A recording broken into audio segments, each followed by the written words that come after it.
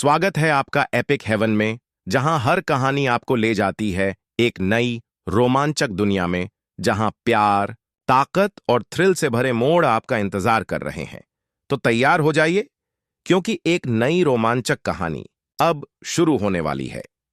Disclaimer: यह कहानी सिर्फ मनोरंजन के लिए है।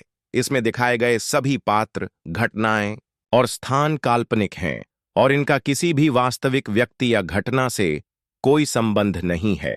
यदि कोई समानता पाई जाती है तो वह मात्र संयोग है। मैं कहाँ हूं? आरव सिंह ने उलझन से अपने चारों ओर देखा। वह स्तब्ध था।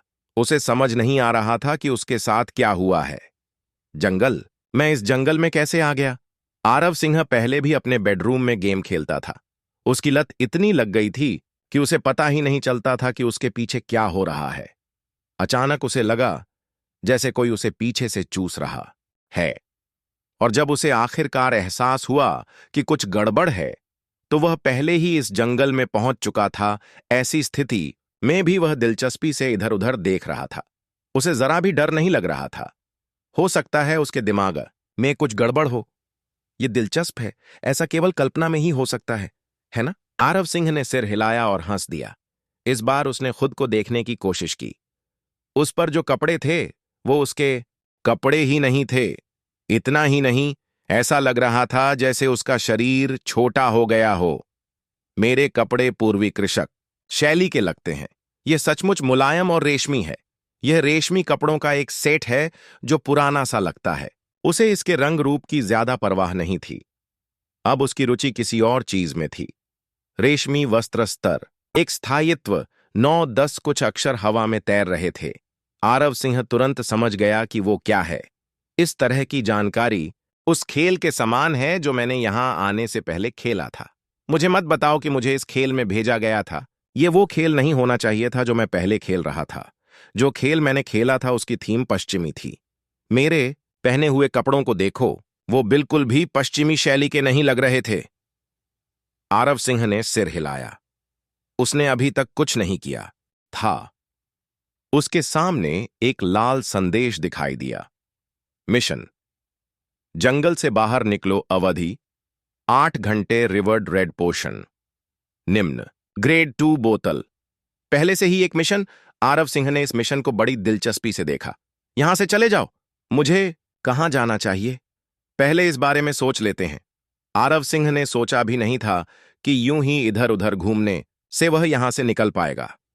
खुशकिस्मती से उसने अपने पुराने करियर से जंगल में जिंदा रहने का तरीका सीख लिया था। उसने सोचा था कि जंगल से बाहर निकलना इतना मुश्किल नहीं है, पर कौन जाने, अब वो उसकी पुरानी दुनिया नहीं रही। उसे इस बात का पूरा यकीन था। आरव सिंह इस वक्त बिल्कुल शांत था, मानो उसके साथ जो कुछ भी हुआ उससे उसे कोई खास फर्क नहीं पड़ा। इतना शांत कि काफी डरावना भी। आदमखोर जंगल के बाहर काले कवच पहने सैकड़ों सैनिक किसी की तलाश में घूम रहे थे। उनका सामना कई शक्तिशाली जानवरों से हुआ, लेकिन अपनी क्षमताओं के बल पर वे उनसे आसानी से निपटने में सक्षम थे। सैकड़ों सैनिकों के बीच एक अधेड़ उम्र का आदमी था जो बाकियों से अलग था। उसने कोई कवच नहीं पहना था। उसने लाल ड्रैगन पैटर्न वाला काला चोगा पहना हुआ था। उसकी आंखें तेज थीं और वह देखने में बलवान था। सैनिक उसकी हर आज्ञा का पालन करते थे। यह व्यक्ति कमल सिंह था, डोंग युआन का सबसे महान योद्धा, जिसने युद्ध के माध्यम से अपराजित सेनापति का नाम प्राप्त किया था। अब उसके चेहरे पर बहुत गंभीरता थी। उसे ढूंढो। अगर अरावर को कुछ हुआ तो मैं तुम सबके सिर काटने का आदेश दूंगा। एक भयंकर जानवर जैसी दहाड़ती आवाज चारों ओर गूंज उठी। अपने युवा स्वामी को ढूंढने की कोशिश कर रहे सैनिक डर गए और उन्होंने और जोर लगाने की कोशिश की। आखिर गलती उनकी ही थी। उन्हें उसकी रक्षा करनी थी, लेकिन उन्होंने उसकी उपेक्षा की और फिर वह लापता हो गया। जनरल, हमें इस जंगल में ज्यादा अंदर नहीं जाना चाहिए, वरना हम पर और भी बड़े राक्षसी जानवरों का हमला हो सकता है। कमल सिंह के बगल में एक और अधेड़ उम्र का आदमी दिखाई देता है। वह कमल सिंह का सलाहकार था। उसे चिंता थी कि सैनिक बेवजह खतरे में पड़ जाएंगे। उन्होंने इसे अनावश्यक इसलिए समझा क्योंकि उन्हें लगा कि जिस व्यक्ति को वे ढूंढ रहे थे वह बेकार व्यक्ति था। क्या आप मुझसे कह रहे हैं कि मैं अपने बेटे की तलाश छोड़ दूं? वह मेरा इकलौता बच्चा है। चाहे मुझे नरक की गहराइयों में भी जाना पड़े, मुझे उसे ढूंढना ही होगा।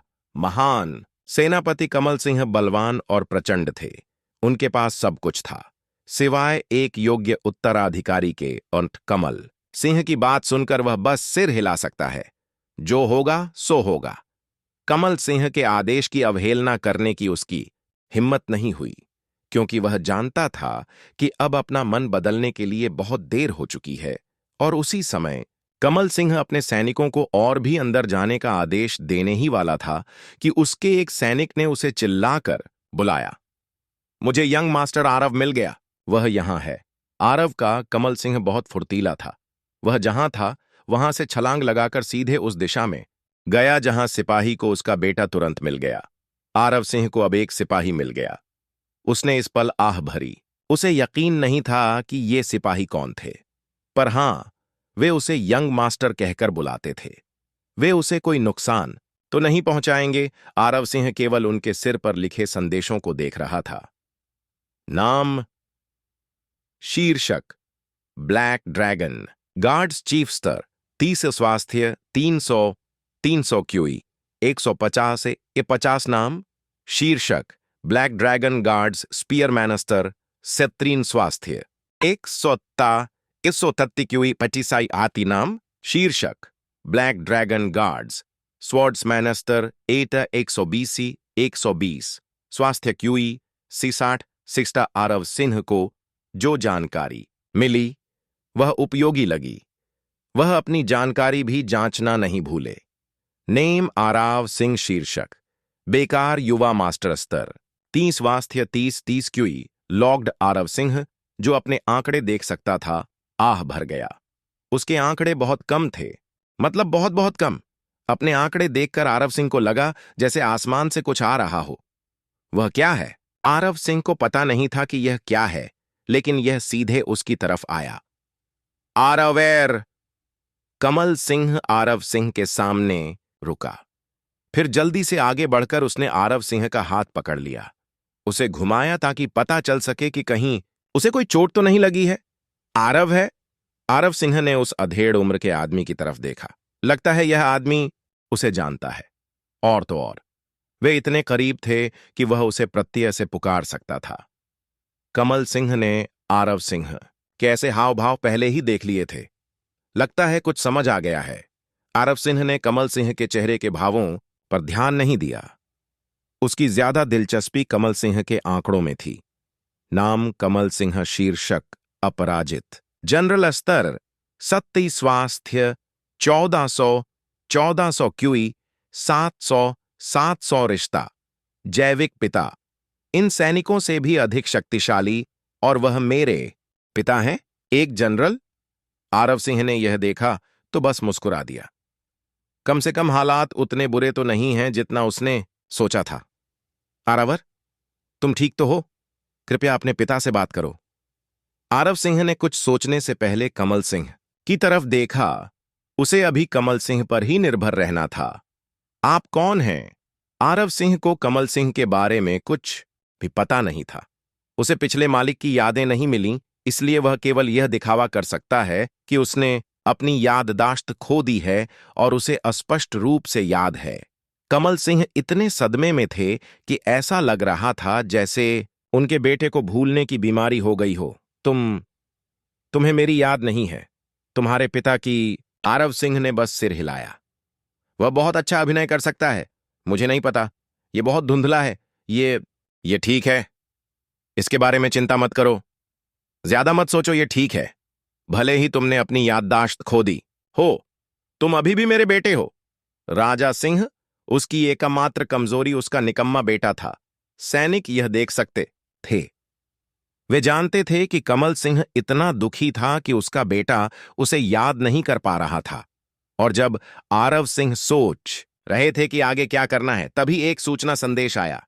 मिशन पूरा किया लाल। औषधि की 2 बोतलें प्राप्त करें लाल। औषधि, निम्न श्रेणी, 20% स्वास्थ्य बहाल करता है। आरव सिंह ने नोटिफिकेशन मैसेज देखा तो कुछ नहीं दिखा। तो उन्होंने मन ही मन मैसेज बंद कर दिया, यह देखकर कि आरव सिंह भले ही भूलने की बीमारी से पीड़ित था, वह ठीक था। कमल सिंह ने राहत का संकेत दिया और फिर मुड़कर अपने सैनिकों को आदेश देना शुरू कर दिया। इकट्ठा होकर हम वापस यश चौधरी सिटी जा रहे हैं, स्वीकार करना। सैनिकों ने कमल सिंह के आदेश का तुरंत पालन किया। आरावर, मैं जानता हूं कि आज तुमने बहुत कुछ सहा है, मेरे साथ आओ, हम घर चलेंगे। आरव सिंह ने सिर हिलाया और बिना कुछ कहे उसके पीछे चल दिया। कमल सिंह आरव सिंह को एक बड़ी गाड़ी की ओर ले गया, जिस पर एक भयानक काला घोड़ा था। आरव सिंह ने पहले कभी ऐसा कुछ नहीं देखा था। यह घोड़ा अद्भुत है। काला राक्षसी युद्ध, घोड़ा स्तर 15, स्वास्थ्य 300 क्यूई। आरव सिंह ने इस युद्ध घोड़े को देखा। सभी को पता नहीं था कि उसका खून इसके राजसी आकार को देखकर उबल रहा था। कमल सिंह ने देखा कि आरव सिंह युद्ध के घोड़े को देख रहा है। वह केवल मुस्कुरा सकता है, कुछ ऐसा जो उसका बेटा कभी नहीं बदलेगा। आरवेर, चलो चलें। कमल सिंह के पीछे गाड़ी में बैठने से पहले आरव सिंह ने अपना सिर हिलाया। जाना। आदेशानुसार घोड़ा गाड़ी और सैनिक तुरंत यश चौधरी नगर की ओर चल पड़े। सिंह कबीले के एक मंद प्रकाश वाले गुप्त कमरे में काले वस्त्र में एक मध्यम आयु वर्ग का व्यक्ति कमल सिंह जैसा पैटर्न लिए हुए था। हालांकि पैटर्न उसके समान था, लेकिन उसका रंग अलग था। रंग कबीले में एक पद का प्रतिनिधित्व करता है। तुमने क्या कहा? क्या वह लड़का अभी मरा नहीं है? यह व्यक्ति कल्याण सिंह थे, जो कमल सिंह के छोटे भाई और आरव सिंह के चाचा थे। इस घटना के पीछे वही था। उसे उम्मीद थी कि वह आदमखोर जंगल में मर चुका होगा। कल्याण सिंह अब बेचैन हो गए थे। वे केवल दांत पीस रहे थे। यदि वह लड़का अभी भी जीवित है तो मैं सिंह वंश का कुलपति नहीं बन पाऊंगा। चुनाव से पहले ज्यादा समय नहीं बचा है। कल्याण सिंह ऐसे चिल्लाए जैसे वे पागल हो गए हों। उन्हें कुछ करना ही होगा। मास्टर कल्याण, मेरा एक विचार है कि हमें उस बेकार चीज के वापस आने का इंतजार करना चाहिए और फिर हम उस कचरे से एक बार फिर निपट लेंगे। कैसा रहेगा? क्या तुम मूर्ख हो? क्या तुम कमल सिंह को बेवकूफ समझते हो? उस आदमी को शायद पता है कि कोई उसके बेटे की मौत चाहता है। वह फिर कभी अपनी हिफाजत नहीं छोड़ेगा। कल्याण सिंह ने कुछ सोचने से पहले अपना गुस्सा साफ किया।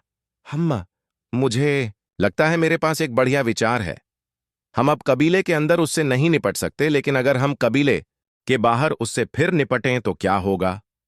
इस बार हम उससे निपटने के लिए उन लोगों का इस्तेमाल करेंगे। कल्याण सिंह ने बुरी तरह से मुस्कुराया। वह जानता था कि कमल सिंह तैयार होगा, लेकिन वह जल्दी ऐसा नहीं कर सकता था। इस बार उसके खिलाफ बहुत सारे बुजुर्ग थे। चलो देखते हैं कि तुम इससे कैसे बच सकते हो। आरव सिंह को लगा कि कुछ गड़बड़ है। उसे पता नहीं क्यों, पर उसे लगा कि वो खतरे में है। यही सोचकर उसने अंदाजा लगाया कि शायद कोई उसके खिलाफ साजिश रच रहा है। यह मार्शल आर्ट की दुनिया है, एक ऐसी दुनिया जहां ताकतवर कमजोर पर हमला करते हैं। और फिर मैं प्रतिष्ठित कबीले का एक युवा मास्टर हूं। इसमें कोई आश्चर्य की बात नहीं है कि मुझे निशाना बनाया जाएगा। आरव सिंह न जाने क्यों चुपके से कमल सिंह को घूर रहा था। उसका चेहरा और रूप रंग उसके पिता से बिल्कुल मिलता जुलता था। वह मेरे पिता की तरह क्यों दिखता है? क्या यह संयोग है? आरव सिंह ने आगे देखा। उसे यकीन था कि जब वह शहर लौटेगा तो उसके लिए बहुत सारी मुसीबतें खड़ी होंगी। घोड़ा गाड़ी पर सफर उतना बुरा नहीं था जितना उसने सोचा था। उसने सोचा था कि यह बहुत असुविधाजनक होगा। किसे पता था कि यह इतना आरामदायक था कि वह शहर की यात्रा करते हुए सो गया। यश चौधरी सिटी पहुंचकर कमल सिंह ने अपने बेटे को धीरे से जगाने से पहले उसकी ओर देखा। उठो आरवेर, हम आ गए हैं। आरव सिंह की नींद खुली। उसने जम्हाई लेने से पहले इधर उधर देखा। क्या हम शहर में पहले ही पहुंच चुके हैं पिताजी? कमल सिंह ने उस पर मुस्कुराया, फिर गाड़ी से नीचे जाने से पहले सिर हिलाया। आरव सिंह अपनी सीट से उठ खड़ा हुआ। वह अपनी गाड़ी से नीचे भी नहीं उतरा था कि उसे महसूस हुआ कि उसे किसी चीज या किसी व्यक्ति ने कुचल दिया है। आरव, मेरे बेटे, क्या तुम ठीक हो? क्या तुम्हें कहीं चोट लगी है? चलो मम्मी तुम्हें देख लें। आरव सिंह ने उलझन भरी नजरों से उस व्यक्ति की ओर देखा जो उसे पकड़े हुए था और खुद को उसकी मां बता रहा था। नाम रोहित वर्मा, शीर्षक युद्ध देवी स्तर 90, स्वास्थ्य 1800, 1800 क्यूई 900, 900 रिश्ता जैविक मां। वाह, मेरी मां है। वह मेरे पिता से भी ज्यादा ताकतवर है। आरव सिंह ने अपनी मां को शांत करने की कोशिश करने से पहले सोचा, मां, मैं वापस आ गया हूं। मैं ठीक हूं। जैसा कि आप देख सकती हैं, मेरे शरीर पर कोई घाव नहीं है। आरव सिंह ने अपनी मां को गले लगाया और उनकी पीठ सहलाते हुए उन्हें सांत्वना दी, जो उनके लिए बहुत चिंतित थीं। क्या आप ठीक हैं? नहीं, मुझे आपके शरीर की जांच करने दीजिए ताकि यह सुनिश्चित हो सके कि आपको कोई चोट तो नहीं लगी है। हमेशा की तरह आरव सिंह घूम रहा था और रोहित वर्मा यह पता लगाने की कोशिश कर रही थी कि उसके शरीर पर कोई चोट तो नहीं है, लेकिन उसे कुछ नहीं मिला। इसलिए रोहित वर्मा ने राहत की सांस ली और जैसे ही आरव सिंह को लगा कि अब यह सब खत्म हो जाएगा, उसे एक भयंकर हत्या का आभास हुआ और आसपास का तापमान तेजी से गिर गया। मेरे बच्चे को नुकसान पहुंचाने की हिम्मत किसने की? मेरा इकलौता प्यारा बच्चा। यह उनमें से एक होना चाहिए। मुझे इस कबीले को उनके खून से नहलाना चाहिए। भले ही उसकी मां इतनी डरावनी लग रही थी, आरव सिंह मुस्कुराया। अब वह जानता था कि यहां कौन बड़ा आदमी है, इसलिए सबसे चतुर विकल्प यही होगा। उसने एक अच्छे बच्चे की तरह बोलने से पहले अपनी मां की बांह को गले लगाया। मां, कृपया शांत हो जाओ। यह आपके स्वास्थ्य के लिए अच्छा नहीं है, आरव सिंह ने मुस्कुराते हुए कहा। रोहित वर्मा ने देखा। उसकी आंखों में एक चमक थी। उसे उम्मीद नहीं थी कि उसका बच्चा इतना प्यारा होगा। तुम मेरी प्यारी बच्ची हो। अब से मैं तुम्हारी रक्षा करूंगी। रोहित वर्मा बेहतर मूड में आरव सिंह को सिंह वंश में ले गया। पहरेदारों की हिम्मत नहीं हुई कि उसकी तरफ देखें। सभी डरे हुए थे, यहां तक कि वंश का मुखिया जनरल भी। आरवेयर, लगता है तुम्हें पहले से ही पता है कि इस जगह का इंचार्ज कौन है। क्या तुम्हें सच में भूलने की बीमारी है? कमल सिंह ने आह भरी। आरव सिंह पहले अपनी मां के ज्यादा करीब नहीं था, लेकिन अब जंगल में खो जाने के बाद वो बदल गया है और कमल सिंह को समझ नहीं आ रहा था कि ये अच्छी बात है या बुरी। और जब कमल सिंह अपने विचारों में खोए हुए उन दोनों को अपने सामने चलते हुए देख रहा था, तो उसके सलाहकार ने उससे बात की। जनरल, मुझे लगता है कि हमें ऐसी स्थिति को रोकने के लिए कुछ योजना बनानी चाहिए। मुझे लगता है कि अगर एक बार ऐसा हुआ है तो दूसरा भी होगा। कमल सिंह ने आगे बढ़ने से पहले सिर हिलाया। वह मुख्य हॉल में नहीं गया, बल्कि अपने आंगन में स्थित अपने कार्यालय में चला गया। अब समस्या यह थी कि यदि रोहित वर्मा को स्थिति का पता न होता और वह सभी बुजुर्गों से निपट नहीं पाता, तो कमल सिंह को कुलपति पद से हटना पड़ सकता था। उसने सोचा कि बुजुर्गों ने मिलकर उस पर दबाव बनाया होगा। वह किसी भी बुजुर्ग से अधिक शक्तिशाली हो सकता था, लेकिन अपने कर्तव्य के कारण वह उनके साथ अपनी इच्छानुसार व्यवहार नहीं कर सकता था। यह निराशाजनक है, लेकिन मेरे पास कोई विकल्प नहीं है। मुझे नहीं पता कि मैं अब कबीले के अंदर किस पर भरोसा कर सकता हूं, कुछ लोगों को छोड़कर, लेकिन वे एक महत्वपूर्ण कार्य में इतने व्यस्त हैं कि असफल नहीं हो सकते। मुझे लगता है कि मुझे आरव की सुरक्षा रोहित को सौंप देनी चाहिए। कमल सिंह ने अपनी मुट्ठियां भींच लीं। एक पिता होने के नाते अपने बच्चे की रक्षा करना उसका फर्ज है, लेकिन वह जानता था कि अगर उसने ऐसा किया तो उसके बच्चे को उससे कहीं ज्यादा खतरा हो सकता है। फिलहाल वह अपने बच्चे की सुरक्षा के लिए सिर्फ अपनी पत्नी पर ही भरोसा कर सकता था। वैसे भी वह मुझसे ज्यादा ताकतवर है और उसके रक्षक कबीले से नहीं थे, इसलिए उसे हमारे बच्चे की रक्षा करने देना कोई बुरा विकल्प नहीं है। कमल सिंह ने मन बना लिया और अपने छोटे भाई गुट के खिलाफ योजना बनानी शुरू कर दी। इसका मतलब यह है कि वह पहले से ही जानता था कि उसके भाई का इसके पीछे हाथ है, लेकिन वह अब कुछ नहीं कर सकता था, क्योंकि वह नहीं चाहता था कि किसी अन्य प्रमुख कबीले को पता चले कि कबीले के अंदर संघर्ष चल रहा है। आरव सिंह अब अपनी मां के घर के लिविंग रूम में था। ये जगह बहुत बड़ी थी, बिल्कुल बहुत बड़ी। घर के बाहर एक बहुत ही खूबसूरत बगीचा था, जिसमें पौधे और फूल थे जो उसने पहले कभी नहीं देखे थे। ये जगह धरती पर स्वर्ग जैसी थी। आरावर, अब से तुम्हें यहीं रहना होगा। मेरे आंगन में एक खाली घर है, तुम वहां जा सकते हो। यह तुम्हारी सुरक्षा के लिए है। मैं समझता। मां, मैं वही करूंगा जो मां ने कहा है। मेरा बच्चा बहुत प्यारा और बहुत विचारशील है। रोहित वर्मा को खुशी थी कि आदमखोर जंगल से लौटने के बाद उसका बच्चा अब उससे दूर नहीं रहा। वह काफी बदल गया था। रोहित वर्मा को थोड़ा अफसोस हुआ कि वह बदल गया था, क्योंकि शायद उसे याद नहीं कि उन्होंने साथ में कितना समय बिताया था। रोहित वर्मा ने अपना सिर थोड़ा हिलाया, क्योंकि उन्होंने देखा कि घर वापस आने के बाद आरव सिंह थका हुआ लग रहा था। वह नहीं चाहती थी कि उसका बच्चा बीमार हो जाए, इसलिए उसने अनिच्छा से अपने बच्चे को अभी के लिए जाने दिया। ठीक है आरवर, मुझे लगता है कि जो कुछ हुआ उसके बाद तुम थक गए होगे। तुम्हें जाकर आराम करना चाहिए और मैं अपने भरोसेमंद नौकर को तुम्हारी देखभाल करने दूंगा। मां, मुझे नहीं लगता कि यह आवश्यक है। यह अनावश्यक कैसे हो सकता है? मैं तुम्हें फिर से खतरे में नहीं पड़ने दूंगा। रोहित वर्मा के चेहरे पर गंभीरता थी और फिर उन्होंने अपने नौकर को बुलाया जो उनकी देखभाल करेगा। आरव सिंह ने सिर हिलाया। भला कैसे मना कर सकता था? वो बस अपने नौकर को देख पा रहा था जिसे उसकी मां बुला रही थी, और जैसे ही उसने अपनी मां के भरोसेमंद नौकर को देखा, उसके पूरे शरीर में मानो बिजली दौड़ गई। उसका पूरा शरीर सुन्न हो गया। उसकी आंखें खुली कि खुली रह गईं। नौकरानी को उसकी ही उम्र की एक युवती बताया गया था। उसका शरीर दुबला पतला, गोरी और साफ त्वचा वाला था। उसके काले बाल लहरा रहे थे। उसका चेहरा इतना सुंदर था कि वह ऐसे शान से चल रही थी मानो कोई देवी उतर आई हो। आरव सिंह ने इससे पहले कभी किसी को इतना खूबसूरत नहीं देखा था। केयर टेकर सुषमा युवा मास्टर की सेवा करने आई हैं। आरव सिंह बिना कुछ कहे चुपचाप खड़ा रहा। उसकी ऊर्जा खत्म हो चुकी, रोबोट जैसी है। रोहित वर्मा, जो यह देख सकता था, खिलखिलाकर हंस पड़ा। वेनर, लगता है तुम्हारा युवा स्वामी तुम्हारी खूबसूरती से पहले ही टूट चुका है। इसमें कोई मदद नहीं हो सकती। आखिरकार वो एक जवान लड़का है। कृपया उसका ध्यान रखना। अगर उसने कोई अजीब कोशिश की है तो मैं तुम्हें उसे ठीक से सिखाने की इजाजत देता हूं। रोहित वर्मा ने केयरटेकर सुषमा को आरव सिंह की देखभाल करने दिया। अब उसकी समझ में कुछ सुधार आ गया था। वह केयरटेकर सुषमा की तरफ देख रहा था। समझ नहीं आ रहा था कि क्या कहे।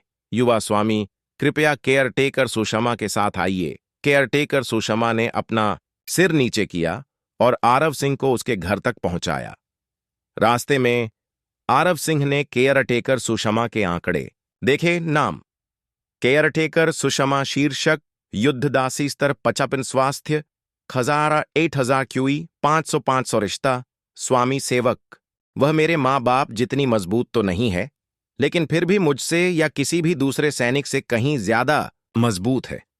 माँ ने क्या सोचा होगा कि इतनी मजबूत इंसान मेरी देखभाल करेगी। आरव सिंह को बस यही लग रहा था कि अगर वो उसके साथ कुछ भी करेगी तो आसानी से कर लेगी। आरव सिंह ने आह भरी। उसके आंकड़े बहुत कम थे। उसे और मजबूत होने की जरूरत थी। अगर मैं इस दुनिया में मरना नहीं चाहता तो मुझे लेवल अप करने के लिए कड़ी मेहनत करनी होगी। मुझे नहीं पता कि यह दुनिया पूरी तरह से गेम जैसी है या नहीं। आरव सिंह को नहीं पता था कि यह वैसा ही होगा जैसा उसने पहले खेला था। लेवल अप करने के लिए उसे राक्षसों को मारना होगा या कोई क्वेस्ट पूरा करना होगा। उसे पता था कि उसे अभी ताकत की जरूरत है। वह जानता था कि अगर वह कमजोर रहा तो उसका सम्मान करने वाला कोई नहीं होगा और वह ताकतवर का निशाना बन जाएगा। आरव सिंह केयरटेकर सुषमा के पीछे पीछे उसके घर तक गया। आरव सिंह का घर उसकी मां के घर से छोटा था, लेकिन फिर भी उसके आराम से रहने के लिए काफी था। घर में 5-6 कमरे थे। वहां एक बैठक कक्ष था जिसमें लकड़ी से बनी एक बड़ी गोल मेज और उसी सामग्री से बनी 4 कुर्सियां, नाश्ता और एक चीनी चाय का सेट था। मैं सचमुच एक रेशमी पैंट वाला युवा स्वामी। आरव सिंह ने कमरे में चारों ओर गौर से देखा। उसने ध्यान ही नहीं दिया कि केयरटेकर सुषमा उसे उदास निगाहों से घूर रही थी। ऐसा लग रहा था कि वह आरव सिंह की देखभाल नहीं करना चाहती थी। केयरटेकर सुषमा ने आरव सिंह के व्यवहार के बारे में बहुत कुछ सुना था। उसका स्वभाव बहुत गुस्सैल था और कमजोरों पर धौंस जमाने के साथ साथ वह कामुक भी था। आरव सिंह हर तरह से एक बुरा उदाहरण था। बुरे लोग कैसे हो सकते हैं, और उसे उसके जैसे इंसान का ख्याल रखना होगा। हालांकि यह रोहित वर्मा का आदेश था, वह अभी भी ऐसा नहीं करना चाहती थी।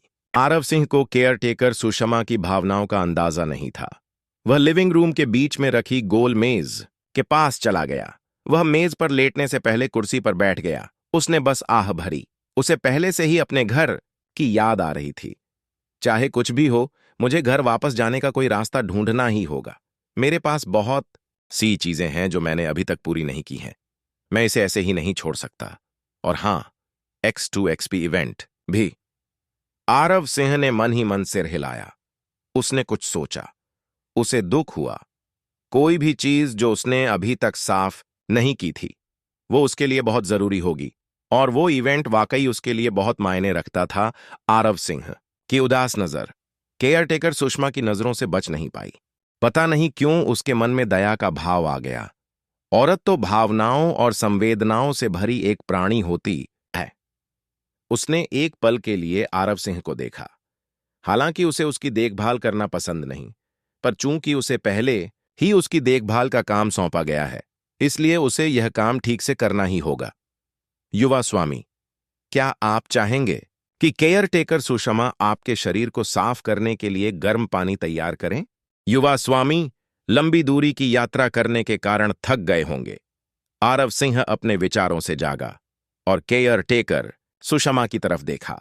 इस बार उसने केयर टेकर सुषमा की आंखों में एक झिझक देखी। उसने आह भरी, तुम्हें मेरे लिए कुछ करने की जरूरत नहीं है, मुझे अकेला रहने दो। केयर टेकर सुषमा ने आरव सिंह की तरफ देखा। अगर यह सब उतना ही सामान्य था जितना उसने सुना था, तो उसे जरूर अपनी सेवा करने के लिए मजबूर करना चाहिए था। यह अप्रत्याशित था। आरव सिंह ने आह भरी। वह एक कमरे में गया जो शयन कक्ष था। गाड़ी में उसे नींद नहीं आई थी। वह थोड़ी देर और सोना चाहता था, लेकिन सोने से पहले ही उसे एक सूचना सुनाई दी और मिशन का दृश्य उसके सामने उभर आया। मिशन स्तर 30 तक पहुंचे। अवधि 7 दिन। पुरस्कार मूल क्षेत्र की कुंजी। आरव सिंह ने अपना सिर खुजाने से पहले मिशन को देखा। 7 दिनों में स्तर 30। आरव सिंह ने मिशन का विवरण पढ़ा। उसे इनाम में एक चाबी मिलेगी। उसे समझ नहीं आ रहा था कि चाबी किस काम की है। उसने उसकी जांच की। नाम, उत्पत्ति के क्षेत्र की कुंजियां गुण, मूल दुनिया में वापसी 10-10। आरव सिंह की आंखें चमक उठीं। उसने जानकारी देखी। उसका शरीर कांप उठा। ओरिजिनल वर्ल्ड, क्या मैं चाबी का इस्तेमाल करके घर वापस जा सकता हूं? आरव सिंह बहुत खुश था। अगर ऐसा है तो इसका मतलब है कि वह अपनी दुनिया में लौट सकता है। आरव सिंह को एहसास हुआ कि उसके पास अपनी दुनिया में लौटने का मौका है। उसे बस 7 दिनों के अंदर लेवल 30 तक पहुंचना था। मेरे पास केवल 7 दिन हैं। मैं अपना समय इस तरह बर्बाद नहीं कर सकता। आरव सिंह कमरे से बाहर आया। केयर टेकर सुषमा, जो आरव सिंह के लिए खाना लाने ही वाली थी, पूछने से पहले ही रुक गई। युवा स्वामी, आप कहां जा रहे हैं? अभ्यास पर जाओ। केयर टेकर सुषमा, जिसे ऐसा जवाब मिला था, घबरा गई। जिस आरव सिंह को वह जानती थी, वह बहुत आलसी था और उसे अभ्यास से सख्त नफरत थी। इस बार जंगल में खो जाने से शायद वह बिल्कुल बदल जाए। आरव सिंह अब एक प्रशिक्षण मैदान के अंदर था। प्रशिक्षण मैदान बहुत विशाल था। यह इतना बड़ा था कि इसमें सैकड़ों से ज्यादा लोग आसानी से बैठ सकते थे। इस समय वहां बहुत से लोग बड़ी एकाग्रता के साथ मार्शल आर्ट का प्रशिक्षण ले रहे थे। आरव सिंह ने जब चारों ओर देखा तो उसने देखा कि बहुत से लोग अपने शरीर को प्रशिक्षित कर रहे हैं और अपनी क्यूई की खेती कर रहे हैं। उसे एक बहुत ही महत्वपूर्ण बात याद आई। मैं नहीं जानता कि क्यूई की खेती कैसे की जाती है। आरव सिंह ने भौहें चढ़ाईं। उसे क्यूई साधना के बारे में कुछ भी नहीं पता था और उसे यह भी नहीं पता था कि इसे कैसे शुरू किया जाए। स्टेटस पेज पर तो यह लॉक था। अब मुझे क्या करना चाहिए जब मुझे खेती करना नहीं आता? आरव सिंह ने यह सोचने की कोशिश की कि वह मार्शल आर्ट में कैसे महारत हासिल कर सकता है, लेकिन उसे कोई अच्छा तरीका नहीं मिल रहा था। मैं कबीले का युवा स्वामी हूं। मुझे सिंह कबीले के पुस्तकालय तक पहुंचने का अधिकार होना चाहिए, है ना? आरव सिंह को पता था कि कबीले के युवा स्वामी के रूप में उसे कबीले के पुस्तकालय तक पहुंचने का अधिकार है, लेकिन वह नहीं जानता था कि वह कहाँ है। और जब उन्होंने किसी से रास्ता पूछने की कोशिश की तो केयर टेकर सुषमा पहले ही पीछे से उनके पास आ गईं। युवा गुरु, यदि युवा गुरु प्रशिक्षण शुरू करना चाहते हैं तो सुषमा युवा गुरु को मार्शल स्क्रिप्चर हॉल से मार्शल आर्ट शास्त्र मांगने की सलाह देती है। आरव सिंह हैरान था। उसने सोचा भी नहीं था कि केयर टेकर सुषमा उसके पीछे यहां आएगी। वह जानता था कि वह उसे इतना पसंद नहीं करती। शायद यह मां की वजह से है। आरव सिंह ने इस बारे में ज्यादा नहीं सोचा। उसने सुषमा की तरफ सिर घुमाया और फिर मुस्कुराकर उसे बताने के लिए शुक्रिया कहा। उसकी मुस्कान धूप की तरह चमकदार और कोमल थी। केयरटेकर सुषमा ने जब वो मुस्कान देखी तो एक पल के लिए दंग रह गईं। उन्हें अंदाजा नहीं था कि आरव सिंह इतने प्यार से मुस्कुरा सकते हैं। क्या आप मुझे मार्शल स्क्रिप्चर हॉल ले चलेंगे?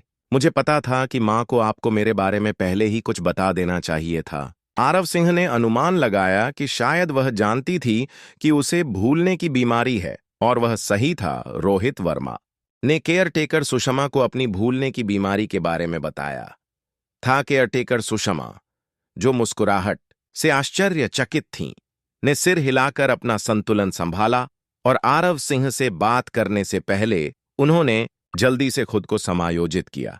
जैसी आपकी इच्छा युवा स्वामी, आपकी सेवा करना मेरा कर्तव्य है। सुषमा जल्दी से आरव सिंह को मार्शल स्क्रिप्चर हॉल ले गईं।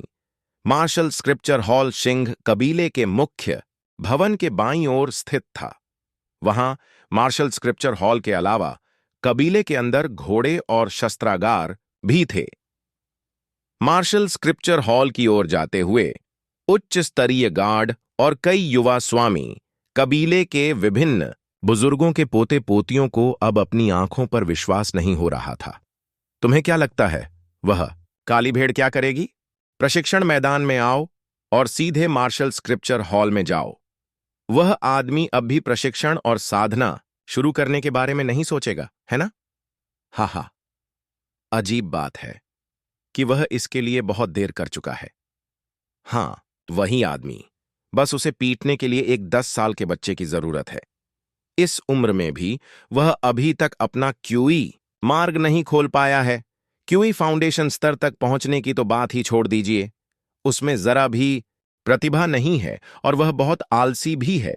अगर हमारे सिंह वंश में उसके जैसा कोई कुलपिता होता तो मैं मरना पसंद करूंगा। आरव सिंह ने सबकी बातें सुन ली। उसे इस बात की परवाह नहीं थी कि लोग क्या सोचते हैं। अब उसे बस इस बात की परवाह थी कि उसे कौन सी मार्शल आर्ट मिलेगी। आरव सिंह ने हालांकि यह नहीं सोचा कि उन्होंने क्या कहा, फिर भी उन्हें उनके नाम और स्तर याद हैं। मुझे इसकी परवाह नहीं है, बस उनके चेहरे याद रखें। भविष्य में कोई समस्या हो तो इन लोगों की शक्ति का उच्चतम स्तर केवल प्रारंभिक क्यूई फाउंडेशन चरण के आसपास स्तर 1 से 10 तक था। वे भी तो कमजोर हैं, है ना? आरव सिंह ने उन्हें नजरअंदाज करने से पहले मन ही मन सोचा और सीधे मार्शल स्क्रिप्चर हॉल में चले जाएंगे। पहले उन्हें बोलने देंगे, जब वक्त आएगा तो पछताएंगे। युवा स्वामी, यहां केवल केयर टेकर सुषमा ही आपके साथ आ सकती है। इसके बाद युवा स्वामी को अकेले ही अंदर जाना होगा। मार्शल स्क्रिप्चर हॉल एक प्रतिबंधित क्षेत्र था। अगर कोई व्यक्ति सीधे कबीले से संबंधित नहीं था तो उसे अंदर जाने की मनाही थी, और अगर वह मुख्य परिवार का सदस्य नहीं था तो उसे कुछ न कुछ हासिल करना होता था ताकि वह मार्शल स्क्रिप्चर हॉल के अंदर मार्शल आर्ट सीख सके। वह मार्शल आर्ट जिसका अभ्यास सिंह वंश के आम सदस्य आमतौर पर करते थे। इसे एक ऐसी मार्शल आर्ट के रूप में वर्गीकृत किया गया है जो बहुत बुरी नहीं थी, लेकिन यह केवल नींव बनाने के लिए ही अच्छी थी। यदि वे अधिक शक्तिशाली बनना चाहते हैं तो उन्हें सिंह कबीले के लिए काम करना होगा ताकि उन्हें योगदान अंक प्राप्त हो सकें, ताकि वे बेहतर मार्शल आर्ट के लिए उनका आदान प्रदान कर सकें। आरव सिंह, जो कमल सिंह का इकलौता वारिस था, बेशक उसे मार्शल स्क्रिप्चर हॉल में प्रवेश का अधिकार था। आरव सिंह ने मार्शल स्क्रिप्चर हॉल में प्रवेश करने के लिए दरवाजा खोला। दरवाजे के पीछे एक बूढ़ा आदमी खड़ा था जो उस हॉल का प्रभारी था।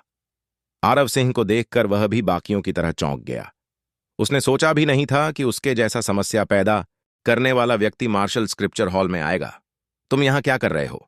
तुम यहां हॉल जलाने तो नहीं आओगे ना? अगर जलाना ही है तो चाहे कमल सिंह ही क्यों ना हो, वो तुम्हारी रक्षा नहीं कर पाएगा। आरव सिंह चुप था।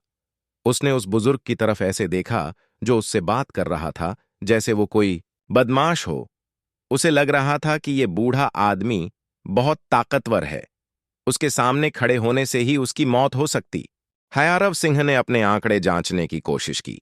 नेम शूर्या सिंह स्तर 143 सी 143 स्वास्थ्य 5 7 डोंग क्यूई और 400 8 सी अंसार रिश्ते। आरव सिंह के पसीने छूट गए। उसे उम्मीद नहीं थी कि यह बूढ़ा इतना ताकतवर होगा। वो अपने पिता, मां और केयरटेकर सुषमा को मिलाकर भी उससे कहीं ज्यादा ताकतवर था। ये इंसान जरूर असाधारण होगा और रिश्ता भी अभी तक तय नहीं हुआ है। शौर्य सिंह ने आरव सिंह की तरफ देखा। उसे लगा जैसे उसकी असलियत समझ ली गई हो। आप? शौर्य सिंह ने धर्म ग्रंथ पढ़ना बंद कर दिया। गायब होने और आरव सिंह के सामने प्रकट होने से पहले आप कौन हैं? आरव सिंह कांप उठा।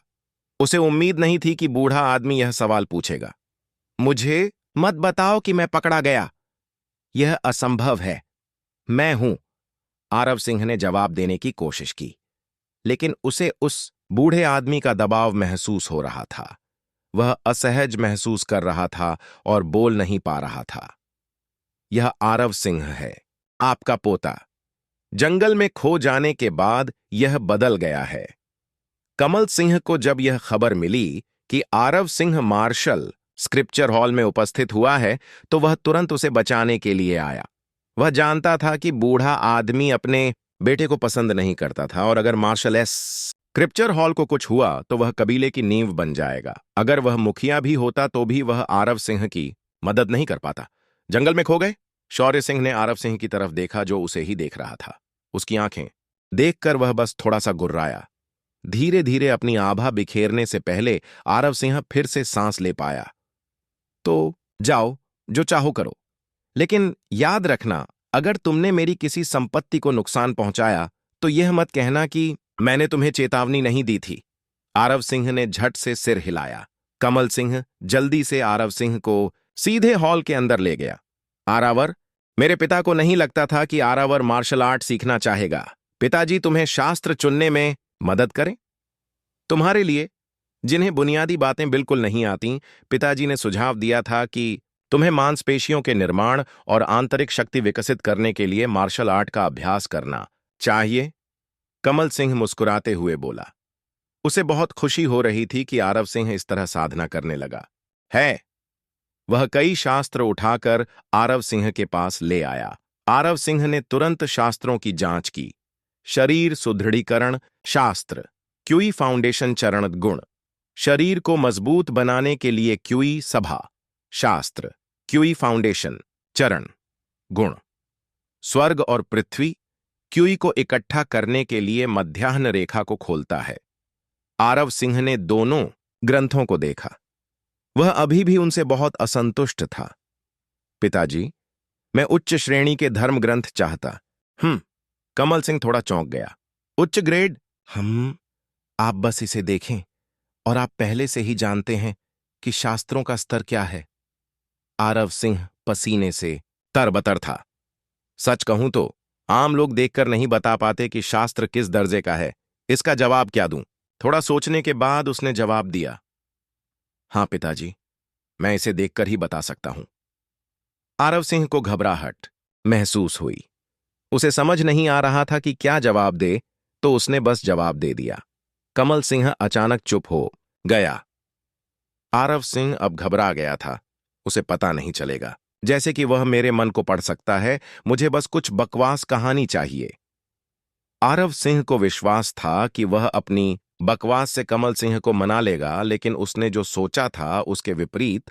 वह बस मुस्कुराया और बोला, बहुत अच्छा, आरव सिंह इतना कंफ्यूज हो गया कि उसने वो खरीद लिया। यूं ही फिर बैल की जरूरत ही नहीं थी। लॉ, शरीर शास्त्र, क्यूई सभा चरण, गुण। शरीर को शुद्ध लोहे के समान मजबूत बनाते हैं मेरिडियन नष्ट करने वाला पाम शास्त्र, क्यूई सभा चरण गुण। शत्रुओं पर आक्रमण करने से पहले शत्रु की नाड़ी को नष्ट करने के लिए हथेली में क्यूई को एकत्रित करता है। आकाश भ्रमण शास्त्र, आकाश गहन अवस्था, गुण। हवा पर कदम रखना संभव बनाता है ड्रैगन रिफाइनिंग ब्रीथ, स्क्रिप्चर, गुण। शरीर के सभी मेरिडियन बिंदुओं को खोलता है, शारीरिक ऊर्जा और क्यूई को पुनर्स्थापित करता है, श्वास के माध्यम से एकत्रित क्यूई को परिष्कृत करने में मदद करता है। 9 आत्मा तलवार शास्त्र, गुण। क्यूई, क्यूआई, एकत्रित करके आकाशीय उड़ने वाली तलवारें बनाना। तलवारों की संख्या क्यूई की मात्रा पर निर्भर करती है। आरव सिंह ने उन सभी धर्म ग्रंथों को देखा जो कमल सिंह ने उसके लिए चुने थे। उसे यकीन था कि ये सब पहले शेल्फ पर नहीं रखे गए थे। उसने इन सभी मार्शल आर्ट को आश्चर्य भरी आंखों से देखा। ये शास्त्र बहुत ही ओप थे। आकाश गहन मंच, यह कौन सा मंच है? और यह प्रश्न चिन्ह भी। कमल सिंह ने उम्मीद भरी नजरों से आरव सिंह को देखा। वह शायद चाहता था कि हो सके तो आरव सिंह ये सारी मार्शल आर्ट सीख लें, क्योंकि ये मार्शल आर्ट ही सबसे बेहतरीन थे जो उन्हें मिल सकते थे। और ये मार्शल आर्ट हॉल में भी नहीं थे, ये मार्शल आर्ट ही थे जिन्हें वो खुद भी समझ नहीं पा रहे थे।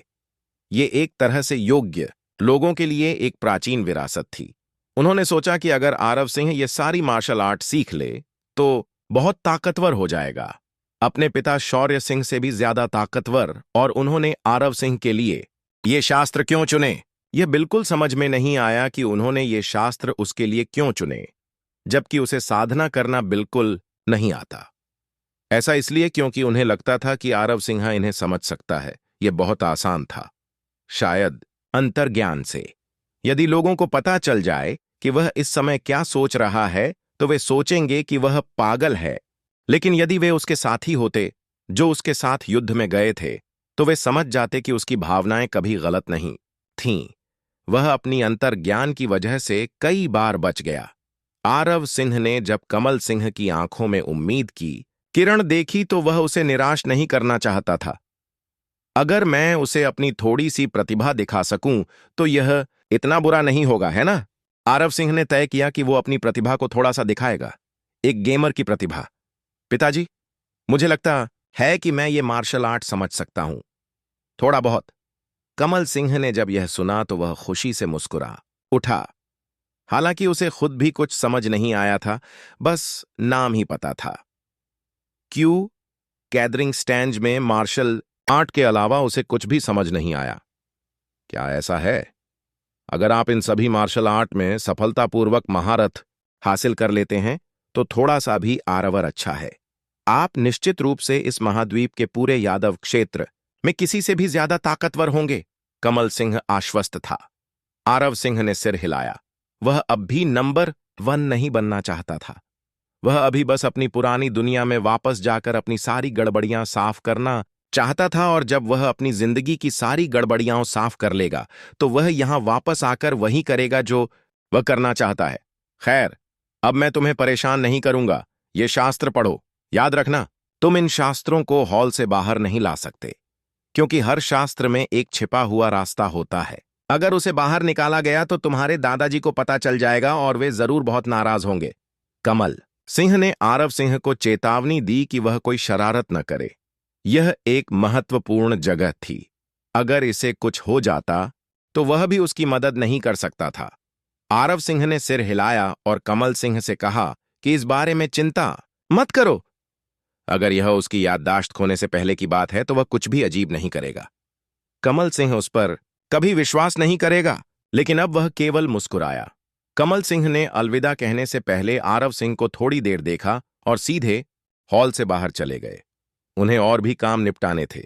देश का मामला और उनके बच्चे को निशाना बनाने वाले लोगों का मामला। मैं इतना व्यस्त था कि मेरे पास अपने परिवार के साथ बिताने का समय नहीं था।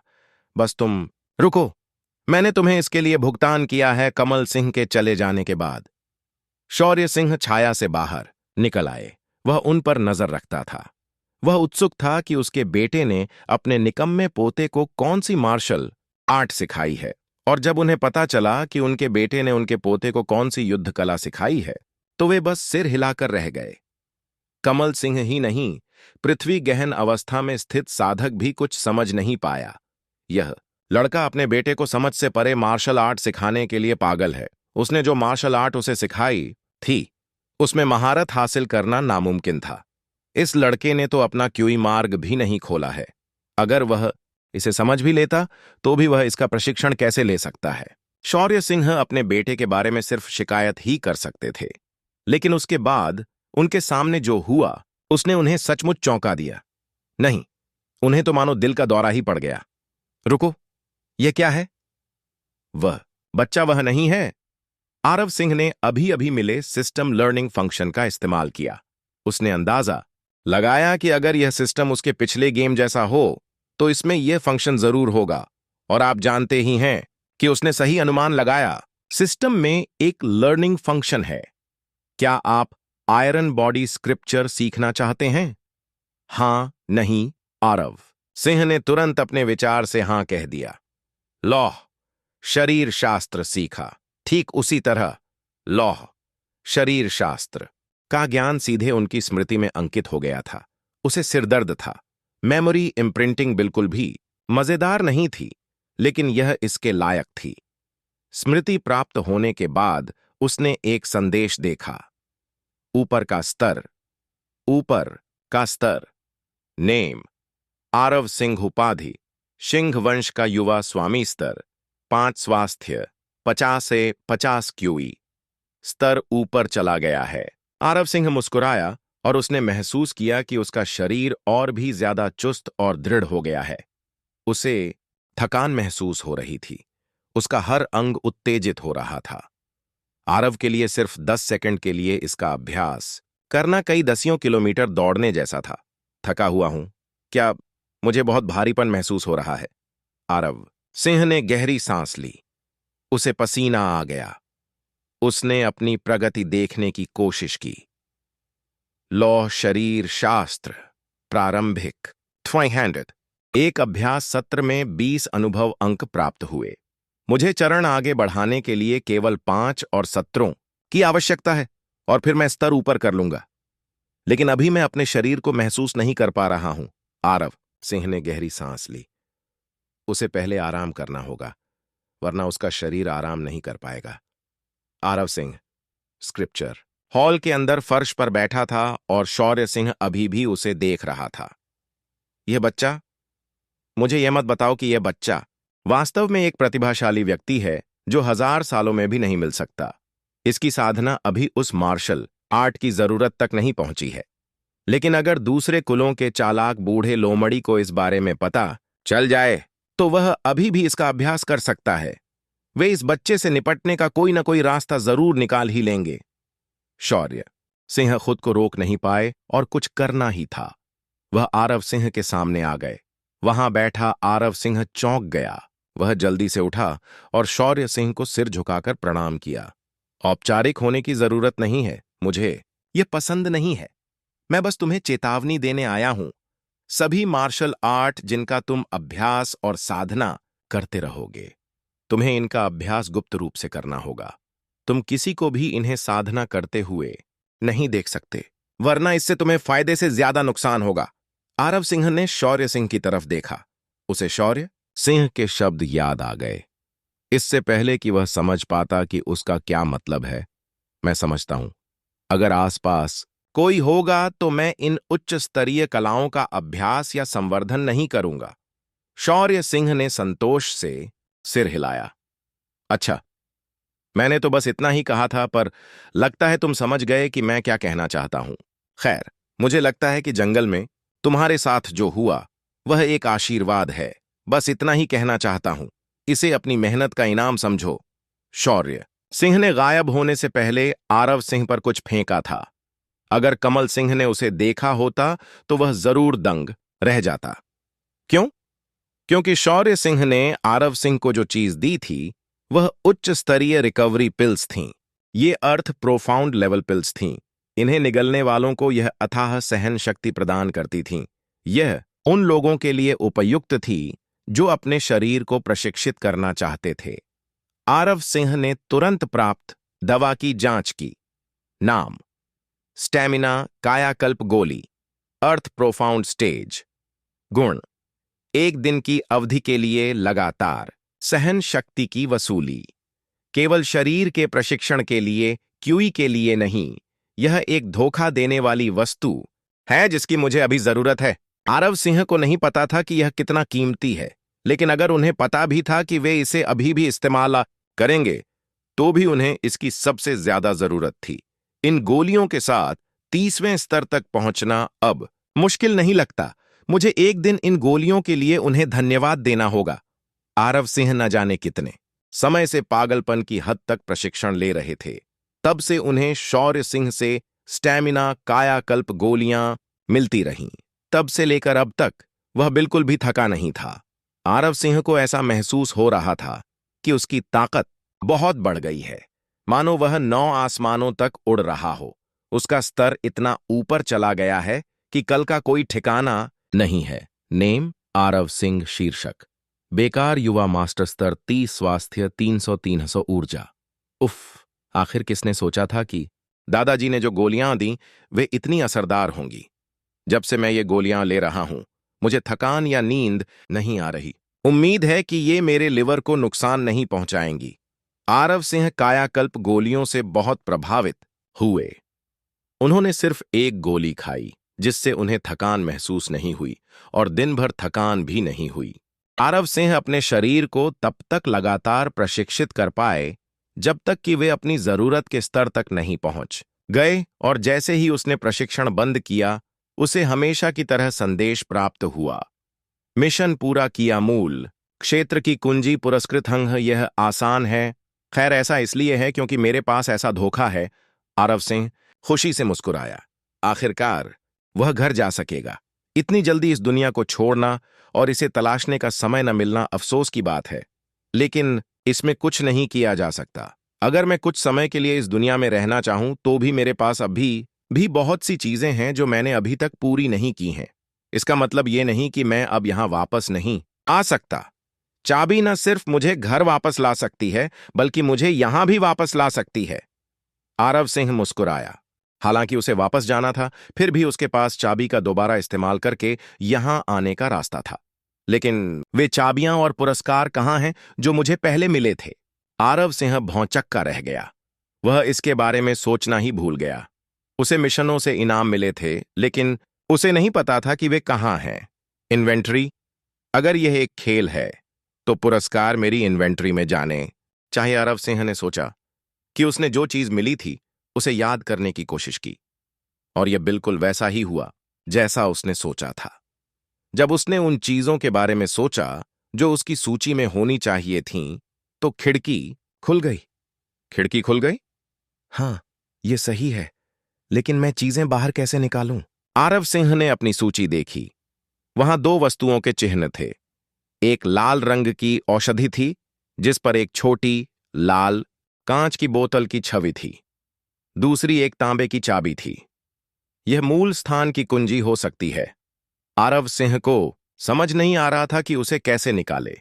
उसने आइकन पर टैप किया, और जैसे ही उसने आइकन पर टैप किया, चाबियां उसके हाथ में आ गईं।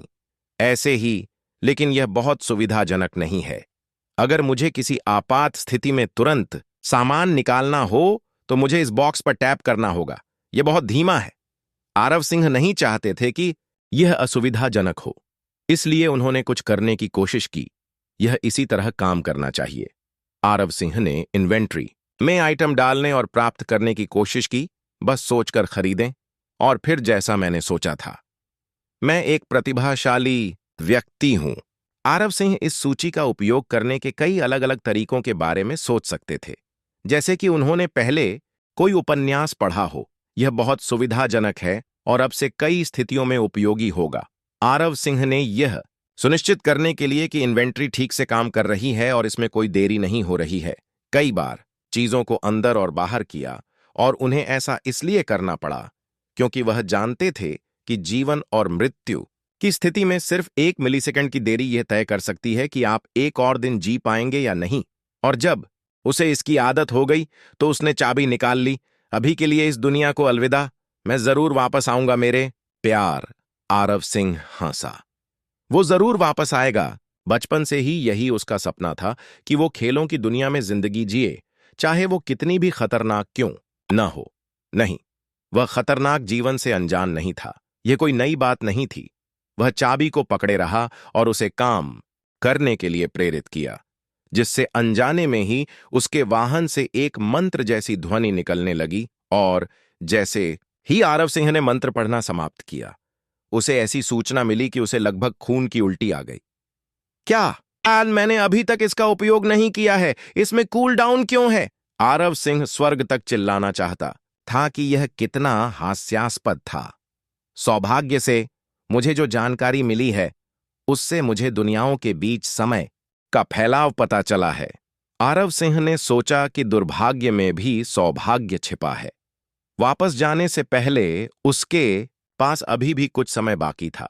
कूल डाउन खत्म होने में मेरे पास 3 महीने बाकी हैं, इसलिए मुझे इस मौके का पूरा फायदा उठाना चाहिए। अभी जो कुछ भी मेरे पास है उसका पूरा आनंद उठाऊं और अपनी पूरी ताकत से यहां टिक सकूं। आरव सिंह ने संतोष की सांस ली कि कम से कम अब वह एक औसत युवा मास्टर या निम्न श्रेणी के सैनिक से अधिक मजबूत था। इसके बाद आरव सिंह अपने कमरे में वापस आ गया, क्योंकि कायाकल्प गोली का असर खत्म हो चुका था और वह थका हुआ महसूस कर रहा था। केयरटेकर सुषमा को उसकी देखभाल का जिम्मा सौंपा गया था। समझ नहीं आ रहा था कि आरव सिंह इतना गुमसुम क्यों था। मार्शल आर्ट हॉल में पूरा दिन बिताना किसी के लिए भी सामान्य बात थी, क्योंकि हॉल से मार्शल आर्ट सीखने का मौका मिलना बहुत मुश्किल था। उन्हें बहुत सावधान रहने की जरूरत थी ताकि वे मौका बर्बाद न कर सकें। युवा: स्वामी, आपको क्या हुआ है? आपका चेहरा इतना पीला क्यों है? उसकी भलाई का ध्यान रखना उसका कर्तव्य था। आखिरकार वह उसका युवा स्वामी था। आरव सिंह ने केयरटेकर सुषमा की ओर देखा। उसका सुंदर चेहरा, उसकी कोमल आवाज ने उसके कमजोर मन को बहुत शांत करने में मदद की थी। आरव सिंह ने जवाब देने से पहले सिर हिलाया। उसे अब भी लग रहा था कि जब वह उसके पास आती थी तो उसे असहजता महसूस होती थी। यह बहुत दुखद था, लेकिन स्वीकार्य भी। मैं ठीक हूं, केयरटेकर सुषमा। तुम्हें इतनी देर तक बाहर मेरा इंतजार नहीं करना चाहिए था। तुम्हें सच में मेरा ख्याल रखने की जरूरत नहीं है। अगर तुम नहीं चाहती तो मैं मां से बात करता हूं। केयरटेकर सुषमा हैरान थीं कि उन्हें नहीं लगा था कि आरव सिंह अपनी मां से उनकी तरफ से बात करेगा। उन्होंने माना कि उन्हें अब भी असहजता महसूस हो रही है, लेकिन अब उन्हें कम चिंता हो रही है, क्योंकि कम से कम वह उतना बेवकूफ तो नहीं है जितना लोगों ने कहा था। पुनः यह अप्रत्याशित था। शायद यंग मास्टर सचमुच तब बदल गए जब उन्हें भूलने की बीमारी हो गई। केयरटेकर सुषमा ने बोलने से पहले आरव सिंह को देखकर मुस्कुराईं। यंग मास्टर केयरटेकर सुषमा, आपको ऐसा करने की इजाजत नहीं दे सकती। मालकिन ने केयरटेकर सुषमा को यंग मास्टर की देखभाल का जिम्मा सौंपा था। अब से केयरटेकर सुषमा पूरे मन से यह काम करेंगी। अगर केयरटेकर सुषमा से कोई गलती हुई हो तो वे माफी मांगती हैं। सच? तुम नहीं चाहते कि मैं अपनी मां से बात करूं? हां, युवा गुरु। ठीक है, अगर आप यही चाहते हैं, लेकिन याद रखें कि आपने क्या कहा था। हां, युवा मास्टर केयरटेकर सुषमा वही करेंगे जो केयरटेकर सुषमा ने कहा है। यह सुनकर आरव सिंह मुस्कुराया और अपनी पवित्र, सुंदर और साफ आंखों से केयरटेकर सुषमा की ओर देखा। केयरटेकर सुषमा के चेहरे पर एक गर्मजोशी भरी लहर दौड़ गई। उसने अपने चेहरे पर कुछ गर्माहट महसूस की। वह खुद को उसके चेहरे से नजरें हटाने से नहीं रोक सकी। अभी क्या था? उसकी आंखें इतनी सुंदर थीं। आरव सिंह को समझ नहीं आ रहा था कि केयरटेकर सुषमा के मन में क्या चल रहा है। वह बहुत थका हुआ महसूस कर रहा था और आराम करने के लिए अपने घर वापस जाना चाहता था। केयरटेकर सुषमा के साथ अपने घर लौटे आरव सिंह, और जैसा कि केयरटेकर सुषमा ने कहा था, उन्होंने अपना काम बखूबी किया। और उनके लिए स्वादिष्ट भोजन पकाया। यह बहुत स्वादिष्ट है। क्या आप पाककला की देवी हैं केयरटेकर सुषमा? उसकी तारीफ सुनकर उसे कुछ खुशी हुई, क्योंकि वह सचमुच उसके खाना पकाने की सराहना करता था। जब उसके युवा स्वामी भोजन का आनंद ले रहे थे, तब केयरटेकर सुषमा उनके लिए गर्म पानी तैयार करना चाहती थी, लेकिन उन्होंने उसे ऐसा करने से रोक दिया। अरे, जरा रुको केयरटेकर सुषमा, अभी मुझे नहलाने की जरूरत नहीं है। लगता है मैं अपना शरीर हिला नहीं पा रहा हूं, इसलिए उम्मा। लेकिन युवा मास्टर, क्या आपको गंदा नहीं लगता? जवाब देने से पहले आरव सिंह ने अपना निचला होंठ काट लिया। बेशक मुझे गंदा लग रहा है, लेकिन मैं क्या कर सकता हूं? मैं अभी केवल अपनी उंगलियां ही उठा सकता हूं, और यही मेरी सीमा है। आरव सिंह ने उसे यह नहीं बताया कि वह उसकी मदद कर सकती है। वह जानता था कि क्या होगा, इसलिए उसे समझदारी से काम लेना था। उसे यह बताने की जरूरत नहीं पड़ी कि ऐसा लग रहा था कि वह खुद ही सब समझ गई है। उसने उससे दोबारा नहीं पूछा। यह बहुत अफसोस की बात है। और खाना खाने के बाद आरव सिंह सोने के लिए अपने बेडरूम में चले गए। जैसे ही उनका सिर तकिए से छुआ, उनकी आत्मा ने उनके शरीर को छोड़ दिया। अगली सुबह केयरटेकर सुषमा आरव सिंह को जगाने आईं। अभी सुबह के 3 बजे हैं, और लगभग इसी समय कबीले के लोग सुबह के अभ्यास के लिए उठने लगे थे। आरव सिंह अभी भी पूरी तरह से होश में नहीं आया था, और उसके शरीर के हर हिस्से में दर्द महसूस हो रहा था। 5 मिनट नहीं नहीं, कृपया मुझे 2 घंटे और दीजिए, आरव सिंह ने बुदबुदाते हुए कहा, जब उसे उसकी खूबसूरत सचिव ने उसके बेडरूम से बाहर खींच लिया। नहीं, यह ठीक ना ही था, यह उसकी खूबसूरत नौकरानी है। युवा मालिक, उठने का समय हो गया है। अगर आप 2 घंटे और सोए तो मालकिन के साथ नाश्ता नहीं कर पाएंगे। केयरटेकर सुषमा की बात सुनकर आरव सिंह जागने की कोशिश करने से खुद को रोक नहीं पाए। मुझे पता है, केयरटेकर सुषमा, मुझे घसीटना बंद करो, मैं अब बच्चा नहीं हूं। ठीक है केयरटेकर सुषमा। अब ऐसा लग रहा था कि अब वह आरव सिंह के आसपास असहज महसूस नहीं करती थी। जब वह उसे देखती थी, तो अब वह एक बच्चे की तरह था। युवा मास्टर, केयरटेकर सुषमा ने आपके लिए गर्म पानी तैयार कर दिया है। युवा मास्टर, क्या आप अभी नहाना चाहेंगे? अब नहा रहे हो? आरव सिंह को याद आया कि कल उसे इतनी थकान हो गई थी कि वो बस खाना खाने के लिए ही अपनी उंगलियां उठा पा रहा था। कल उसने नहाया नहीं था, इसलिए अब उसके मुंह से सड़े हुए कबाड़ जैसी बदबू आ रही थी। आरव सिंह ने उसके शरीर को सूंघा, इससे पहले कि वह इसे और सहन कर पाता। उई, ये बदबू क्या है, और ये काला चिपचिपा तरल पदार्थ क्या है? ये कल तो नहीं था। आरव सिंह को नहीं पता था कि यह काला चिपचिपा तरल पदार्थ क्या है, लेकिन अब उसे एहसास हुआ कि यह काला चिपचिपा तरल पदार्थ उसके शरीर के अंदर की अशुद्धता थी। केयरटेकर सुषमा को उसकी गंध से कोई ऐतराज नहीं था, और उन्होंने काले चिपचिपे तरल पदार्थ के बारे में कुछ नहीं कहा, मानो उन्हें पता ही हो कि वो क्या है।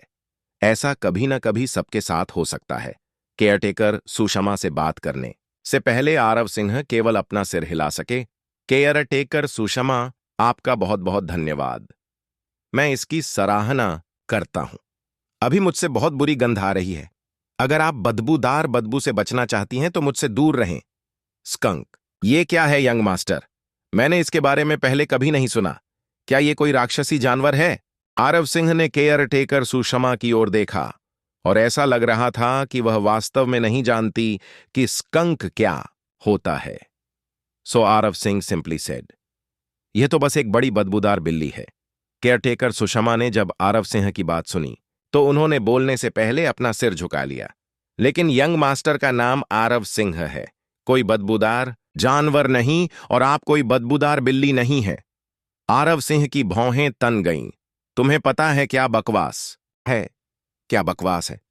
आरव सिंह ने केयरटेकर सुषमा की बात अनसुनी करते हुए बाथरूम में घुस गया।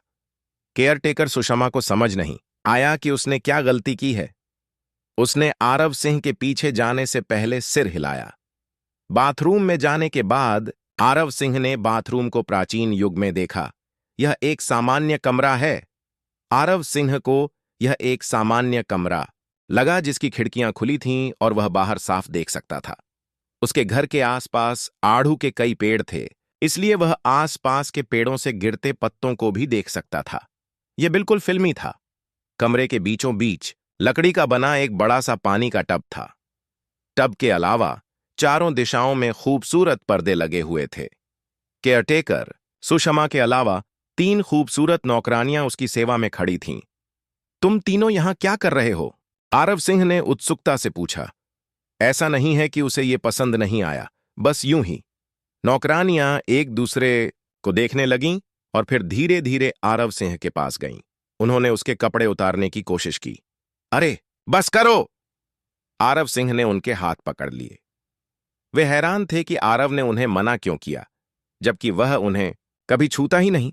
कम से कम अब तो उसने उन्हें अपनी सेवा करने दी। तुम तीनों को अब मेरी सेवा करने की जरूरत नहीं है।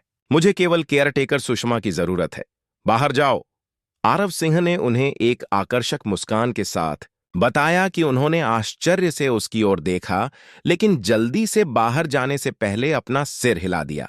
आरव सिंह ने जब तीनों को बाहर जाते देखा तो उसकी सांस फूल गई। वे खूबसूरत हैं। अफसोस की बात है कि वे मेरे रुतबे के पीछे पड़े हैं। सिर्फ नजर से ही मैं कह सकता हूं कि वे मुझे जरूर चूस लेंगे। खैर, मैं बड़े कबीले का यंग मास्टर हूं। आखिरकार मुझे चूसने से पहले ही वे शायद मोटे हो जाएंगे। हे। आरव सिंह, जो अपने कपड़े उतारने वाला था, पलट गया। क्या कर रहे हो? बाहर भी नहीं जा रहे हो? Young master caretaker Sushma young master के दैनिक जीवन की जिम्मेदारी संभालने के अलावा यंग मास्टर को किसी भी तरह के नुकसान से बचाने का भी कर्तव्य रखती है। केयरटेकर सुषमा को डर है कि जब यंग मास्टर खुद को साफ कर रहे होंगे तो कुछ लोग ऐसे होंगे जो इस मौके का फायदा उठाकर यंग मास्टर को फिर से चोट पहुंचाएंगे। आरव सिंह की भौहें तन गईं। तो मुझे क्या करना चाहिए? जब मैं कपड़े उतारती हूं और विपरीत लिंग का व्यक्ति मेरे आसपास होता है तो मुझे असहज महसूस होता है। केयरटेकर सुषमा का चेहरा लाल हो गया। केयरटेकर सुषमा ने उसकी ओर पीठ करके कहा। केयरटेकर सुषमा यंग मास्टर से मुंह मोड़ लेंगी। यंग मास्टर, इसकी चिंता मत कीजिए। क्या तुम्हें यकीन है कि तुम मुझ पर ताक झांक नहीं करोगे? केयरटेकर सुषमा ने सिर हिलाया। उसे अजीब लगा।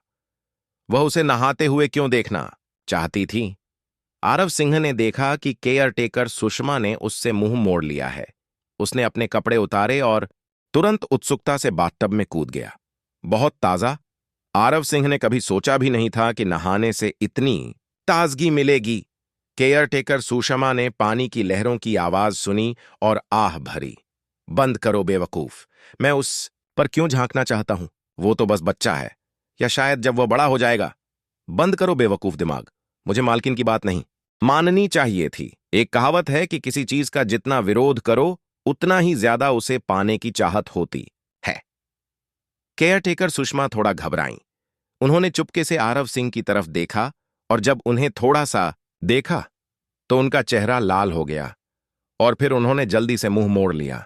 आरव सिंह को नहाने में ज्यादा देर नहीं लगी। वह बाथटब से उठकर सीधे नौकर द्वारा तैयार किए गए कपड़ों के पास गया। आरव सिंह को अब फिर से एक नई समस्या मिल गई। मैं इसे कैसे पहनूं? आरव सिंह ने कई कपड़े देखे। उसे समझ नहीं आ रहा था कि उसे कैसे पहनना चाहिए। कौन सा कपड़ा पहले पहनना चाहिए? इसे पहनना बहुत मुश्किल है। यह मेरे विचार से कहीं ज्यादा हास्यास्पद है। आरव सिंह ने सिर्फ साधारण कपड़े पहनने का फैसला किया। उसने एक अंडरशर्ट, पैंट और सिर्फ जूते चुने। बाकी कपड़े उसने बाथटब के पास रख दिए। आरव सिंह तैयार होकर केयरटेकर सुषमा के पीछे पीछे चल पड़ा।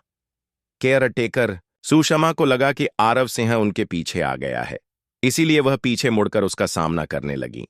युवा स्वामी ने चोगा क्यों नहीं पहना है? यह कबीले में युवा स्वामी की स्थिति बताने के लिए है। मेरी स्थिति? हे, जैसे उन्हें इसकी परवाह है। कोई बात नहीं, मैं वही पहनूंगी जो मैं पहनना चाहती हूं। ये मोटे कपड़े मुझे बहुत असहज महसूस कराते हैं। केयरटेकर सुषमा को समझ नहीं आ रहा था कि क्या कहे। वह उसे बस वही करने दे सकती थी जो वह करना चाहता था, ठीक वैसे ही जैसे उसने कहा था कि कोई भी उसका सम्मान नहीं करता, भले ही वह अपना सही चोगा ही क्यों न पहने। उसकी मालकिन ने उससे कहा कि उसे जो करना है करने दो, बशर्ते कि इससे किसी को, विशेषकर उसे, कोई नुकसान न हो। युवा गुरु, क्या आप आज अभ्यास करने जा रहे हैं? बेशक, मैं 3 महीनों के भीतर हर दिन, हर मिनट, हर सेकंड अभ्यास करूंगा। कम से कम मैं क्यूई गैदरिंग चरण तक तो पहुंच ही जाऊंगा। केयरटेकर सुषमा ने दृढ़ संकल्प से भरे ये शब्द सुने तो उनका दिल तेजी से धड़कने लगा। सादे कपड़ों में अपनी दिलकश मुस्कान के साथ आरव सिंह बेहद खूबसूरत लग रहे थे। अब अपनी एकाकी दुनिया में वो किसी राजा जैसे लग रहे थे। अभी उसे इतना आकर्षक क्यों होना पड़ा? नहाने के बाद आरव सिंह तुरंत केयरटेकर सुषमा के साथ अपनी मां के घर की ओर चल पड़ा। आकाश इतना सुंदर लग रहा था कि बहुत सारे तारे चमक रहे थे। लोग अपनी सुबह की दिनचर्या के लिए जाग गए। उसकी मां के घर के अंदर कई नौकर उसकी मां और उसके लिए नाश्ता तैयार कर रहे थे, लेकिन उसने देखा कि मेज पर नाश्ते के 3 सेट रखे हुए थे।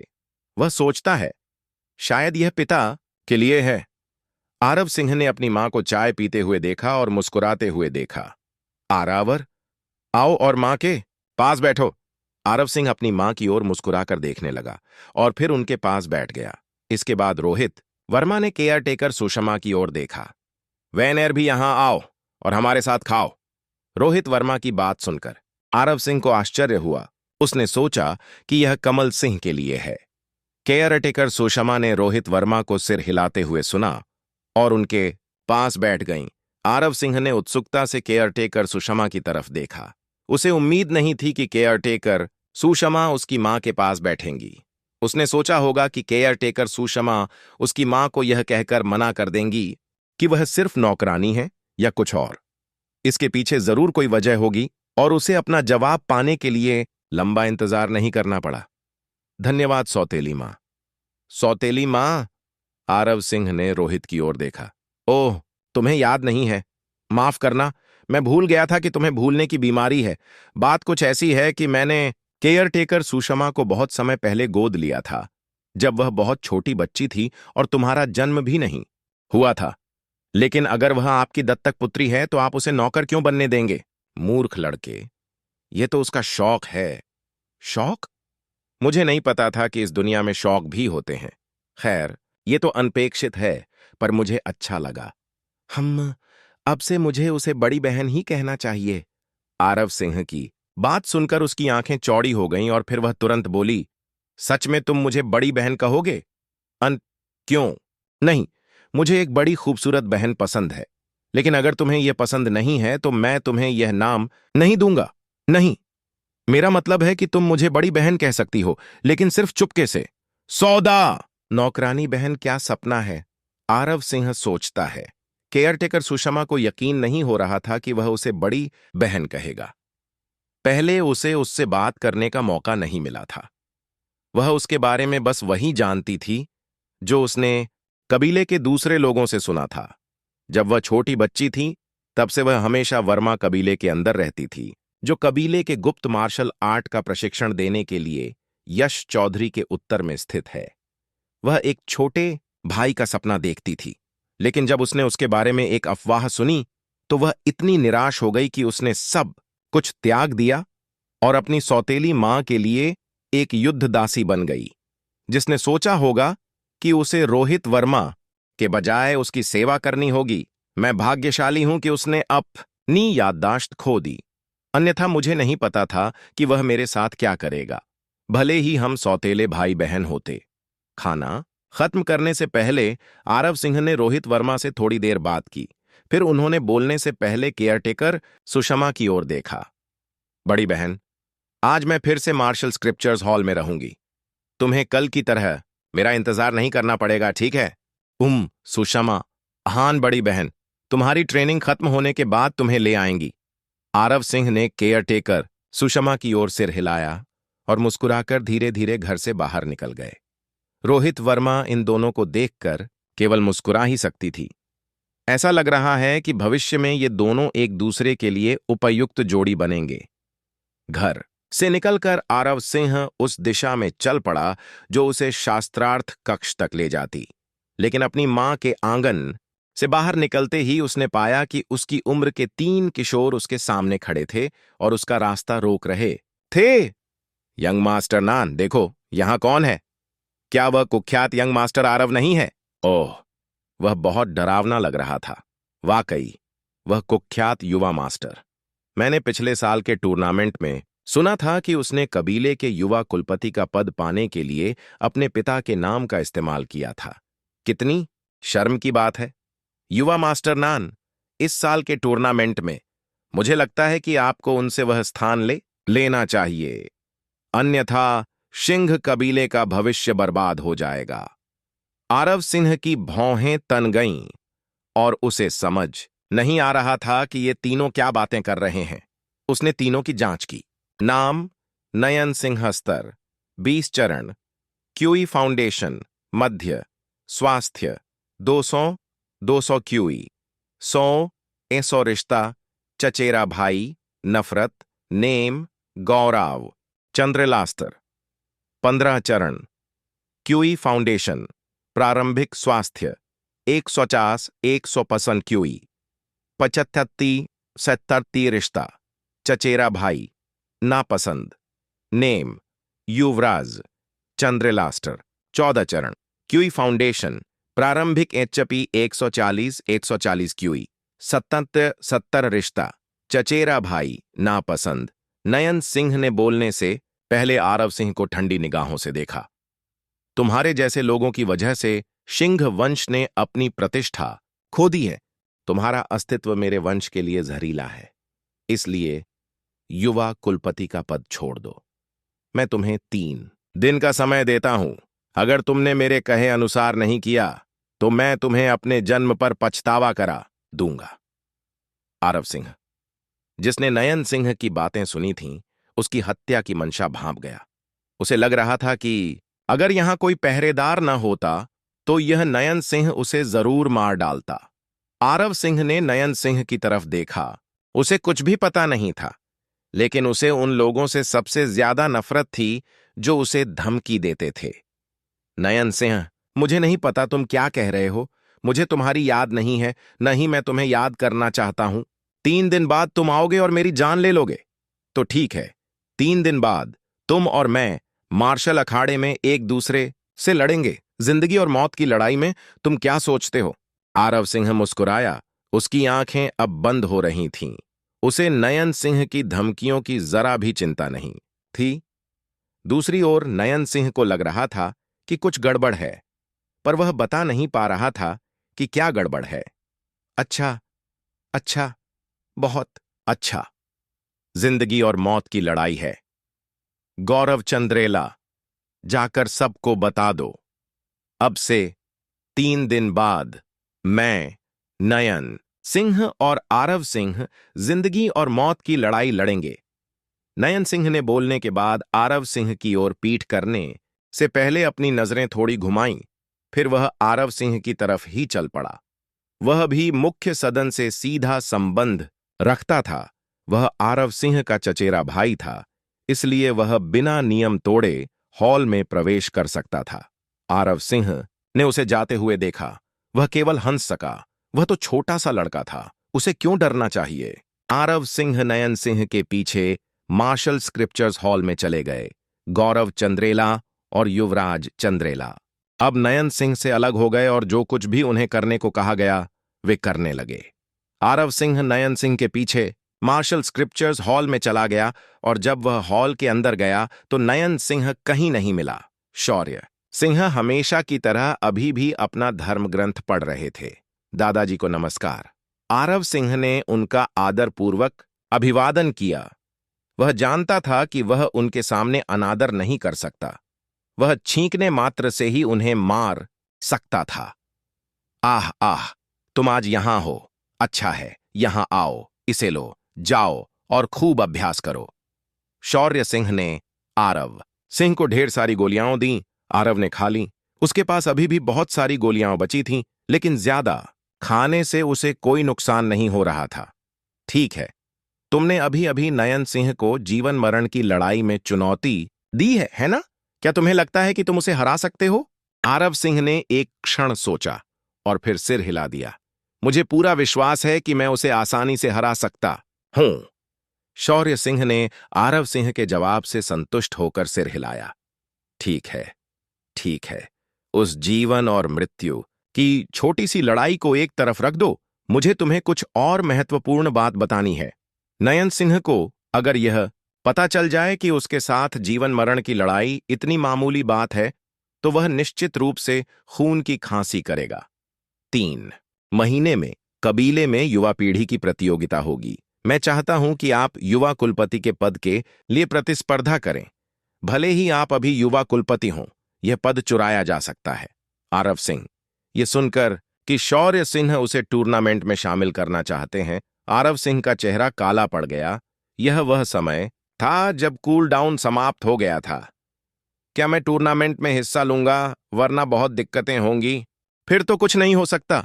सीइंग आरव सिंह हेजिटेशन, शौर्य सिंह स्पोक अप। झिझकने की कोई जरूरत नहीं है। तुम्हें टूर्नामेंट में शामिल होना ही होगा। तुम अपनी प्यारी मंगेतर के सामने अपनी इज्जत नहीं गंवाना चाहोगे, है ना? मंगेतर? आरव सिंह को यह शब्द सुनने की उम्मीद नहीं थी। ओह, सचमुच मैं भूल गया था कि शायद आपको यह याद नहीं होगा। आपकी एक मंगेतर है। वह यादव क्षेत्र की सबसे खूबसूरत और सुंदर महिलाओं में से एक है। न केवल वह आपसे छोटी है, बल्कि उसके पास PQ गैदरिंग स्टेज की साधना भी है। वह इस दुनिया के शीर्ष 5 संप्रदायों की शिष्या है। आरव सिंह जितना अधिक सुनता, उतना ही अधिक उसके सिर में दर्द होने लगता। वह समस्या है, मैं इसे महसूस कर सकता हूं। आरव सिंह की तबीयत ठीक नहीं थी। शौर्य सिंह ने उसे देखा और उसे डर था कि आरव सिंह को यकीन नहीं होगा, इसलिए वह उसका मूड ठीक करने में मदद करना चाहता था। मैंने सुना है कि यह मंगेतर अपनी मंगेतर से शादी तोड़ना चाहती है। वह आपसे प्रतिस्पर्धा करना चाहती है, इस शर्त पर कि अगर आप हार गए तो आपको ही सगाई तोड़नी होगी। अपनी प्रतिष्ठा गंवाने के लिए आपको कड़ी सजा हो सकती है। कड़ी सजा? आरव सिंह ने घुटन महसूस की और शौर्य सिंह उसकी प्रतिक्रिया देखकर मुस्कुराए। इसके बारे में चिंता मत करो, भले ही यह एक कड़ी सजा हो। आप अभी भी हमारे कबीले के एक युवा कुलपति हैं, इसलिए वे बस आपका डोंग डोंग काट देंगे, बस इतना ही। मेरा डोंग डोंग एक नो नो है। आरव सिंह दहाड़ा। उसका चेहरा पीला पड़ गया था। अपना डोंग डोंग खोना मौत से अलग नहीं था। शौर्य सिंह से पूछने से पहले उसने सिर हिलाया। दादाजी, मुझे क्या करना चाहिए? मैं अपना डोंग डोंग नहीं खो सकता। ये एक पारिवारिक रत्न है। आखिरकार ये एक खजाना है। आपको इसकी रक्षा करने की आवश्यकता है ना? तुम इतने बेचैन क्यों हो? हाँ, कल मैंने तुम्हारी ट्रेनिंग जितनी देखी, बस उतनी ही प्रैक्टिस करो। मुझे लगता है कि 3 महीने में तुम उससे लड़ पाओगे। इतना ही नहीं, शायद तुम उसे आसानी से हरा भी सको। आरव सिंह ने शौर्य सिंह की ओर देखा। वह केवल आह भर सका। इस बारे में चिंता मत करो डोंगेर, दादाजी के पास अभी भी आपकी मदद करने का कोई तरीका है। सच में? लेकिन एक मिनट रुको, डोंगेर कौन है? आह, तुच्छ चीजों की ज्यादा परवाह मत करो। आजकल के बच्चे हमेशा बकवास चीजों पर ध्यान केंद्रित करते हैं। आरव सिंह को नहीं पता था कि वह इस बूढ़े आदमी पर भरोसा कर सकता है या नहीं, लेकिन वह जो भी था, वह सबसे मजबूत था। उसे वह अभी जानता था। आरव सिंह हॉल के अंदर गया। वह खुद को आह भरने से नहीं रोक पाया, क्योंकि उसके दिमाग में इस समय बहुत सी बातें चल रही थीं। चाहे वह प्रतियोगिता की बात हो या उसकी मंगेतर की, सब कुछ बहुत ही परेशान करने वाला था। मंगेतर, इससे कभी कुछ अच्छा नहीं निकलता। मुझे पता है। मुझे इस शब्द से सख्त नफरत है। मैं इसे शब्दकोश से निकाल देना चाहता हूं। उसने फिर से आह भरी और उसे याद नहीं कि आज उसने कितनी बार आह भरी। तभी आरव सिंह ने अपने हाथ में किसी चीज की तरफ देखा। वो एक चीनी मिट्टी की बोतल थी जो उसे शौर्य सिंह से मिली थी। उसने बताया कि इसमें 10 गोलियां हैं। ये उसे बिना आराम किए मार्शल आर्ट का अभ्यास करने में मदद करेंगी। क्या वो चाहता है कि मैं 24 घंटे बिना आराम के मार्शल आर्ट की प्रैक्टिस करूं? नहीं, मैं तो कर ही लूंगा। ये पहली बार नहीं है जब मैं इस तरह ट्रेनिंग कर रहा हूं। अगर उस समय मेरे पास ये गोलियां होती तो मैं अभी तक सुपरमैन बन चुका होता। मजाक कर रहा हूं। आज आरव सिंह ने गोलियां ले ली थीं। उन्हें दोबारा लेने की जरूरत नहीं पड़ी। वह अभी भी तरोताजा महसूस कर रहे हैं। नयन सिंह से निपटने के लिए उनके पास आज सहित 3 दिन शेष थे। नयन सिंह QE फाउंडेशन स्टेज में लेवल 20 पर था। वह पहले आरव सिंह से ज्यादा ताकतवर हो सकता था, लेकिन अभी उसके जीतने की कोई संभावना नहीं थी। ठीक है, अभी मेरा स्तर उससे ऊंचा है, लेकिन इसका मतलब यह नहीं कि मैं बेफिक्र हो जाऊं। पता नहीं इस दुनिया में मार्शल आर्ट क्या क्या कर सकती है। हो सकता है कि वह अपने पीछे से अपनी पीठ के बाहर लेजर किरणें दाग सके। मजाक को छोड़ दें तो 3 दिनों में वह अपनी क्यूई विकसित करेगा और मार्शल आर्ट का अभ्यास करेगा। आरव सिंह को अपने शरीर पर पूरा भरोसा था। उसकी त्वचा बहुत मजबूत थी। उसने अनुमान लगाया कि उसकी त्वचा आसानी से गोली झेल सकती है। अभी उसके पास जो कमी थी वह थी ची की साधना करने की विधि। उन्होंने ची की साधना करने की विधि के रूप में अपने पास मौजूद अन्य धर्म ग्रंथों को देखा। ड्रैगन रिफाइनिंग ब्रीथ स्क्रिप्चर, यह सांस तकनीक मुझे मेरे सभी मेरिडियन खोलने और स्वर्ग और पृथ्वी से क्यूई इकट्ठा करने में मदद करेगी, लेकिन एकमात्र समस्या यह है, ड्रैगन रिफाइनिंग ब्रीथ स्क्रिप्चर एक गुण शरीर के सभी मेरिडियन बिंदुओं को खोलता है, शारीरिक ऊर्जा और क्यूई को पुनर्स्थापित करता है, श्वास के माध्यम से एकत्रित क्यूई को परिष्कृत करने में मदद करता है। इस शास्त्र का स्तर क्या है? क्या मैं इसे सीख सकता हूं? आरव सिंह को नहीं पता था कि वह इसे सीख पाएंगे या नहीं, लेकिन फिर भी उन्होंने कोशिश की। अगर मैं सीख सकता हूं तो यह अच्छी बात है, अगर नहीं तो मैं कुछ नहीं खोऊंगा। क्या आप ड्रैगन रिफाइनिंग ब्रीथ स्क्रिप्चर सीखना चाहते हैं? हाँ, नहीं। आरव सिंह ने हां कहने से पहले थोड़ा हिचकिचाहट दिखाई और तब ड्रैगन रिफाइनिंग ब्रीथ स्क्रिप्चर सीखा। हां, मैं इसे सीख सकता हूं। यह सिस्टम की ताकत है। हा हा हा। आरव सिंह बहुत उत्साहित था। क्यों? क्योंकि इस शास्त्र से उसे जो ज्ञान मिला था वह अद्भुत था, इसलिए वह इस तकनीक का इस्तेमाल स्वर्ग जाने तक कर सकता था। ठीक है, यह सांस लेने की तकनीक अच्छी है, लेकिन यह मुझे युद्ध में मदद नहीं कर सकती। मुझे युद्ध के लिए दूसरे शास्त्र सीखने होंगे। इसके बाद आरव सिंह ने सभी शास्त्रों को याद किया और उनका स्तर बार बार बढ़ता गया। नेम आरव सिंह शीर्षक बेकार युवा मास्टर स्तर 40 स्वास्थ्य 400 सौते 4 हंसौर्जा 200 शास्त्र लौह शरीर शास्त्र मध्य चरण मध्याह्न रेखा को नष्ट करने वाला हस्तलेख प्रारंभिक चरण आकाश में घूमना शास्त्र प्रारंभिक चरण the dragon refining breath scripture प्रारंभिक चरण केवल शास्त्रों को सीखने से ही मुझे इस हॉल में सब कुछ सीखना चाहिए। आरव सिंह ने सिर हिलाने से पहले थोड़ा सोचा। उसने इसे थोड़ा आजमाया था और पाया था कि यह उतना अच्छा नहीं था जितना उसने सोचा था। मेरे अनुभव में अति अच्छी नहीं होती। अगर मैं इस हॉल में हर शास्त्र सीखूं तो बहुत ज्यादा जानकारी के कारण मेरा दिमाग खराब हो जाएगा। यद्यपि उसका शरीर मजबूत था, फिर भी उसका मस्तिष्क इसे सहन नहीं कर सका। ठीक है, अब मैं लालची मत बनूंगा। उसने खुद को याद दिलाया कि उसे ज्यादा लालची नहीं होना चाहिए। अभी जो उसके पास है उसी में संतुष्ट रहना चाहिए। मैं जो सीखता हूं वह बहुत कम लोग सीख सकते हैं, और वह भी बहुत कम समय में। अब उसे अपनी वर्तमान साधना को स्थिर करना चाहिए और आज जो कुछ भी वह सीखता है उसका अभ्यास करना चाहिए। आरव सिंह ने अब उसके शरीर को महसूस करने की कोशिश की।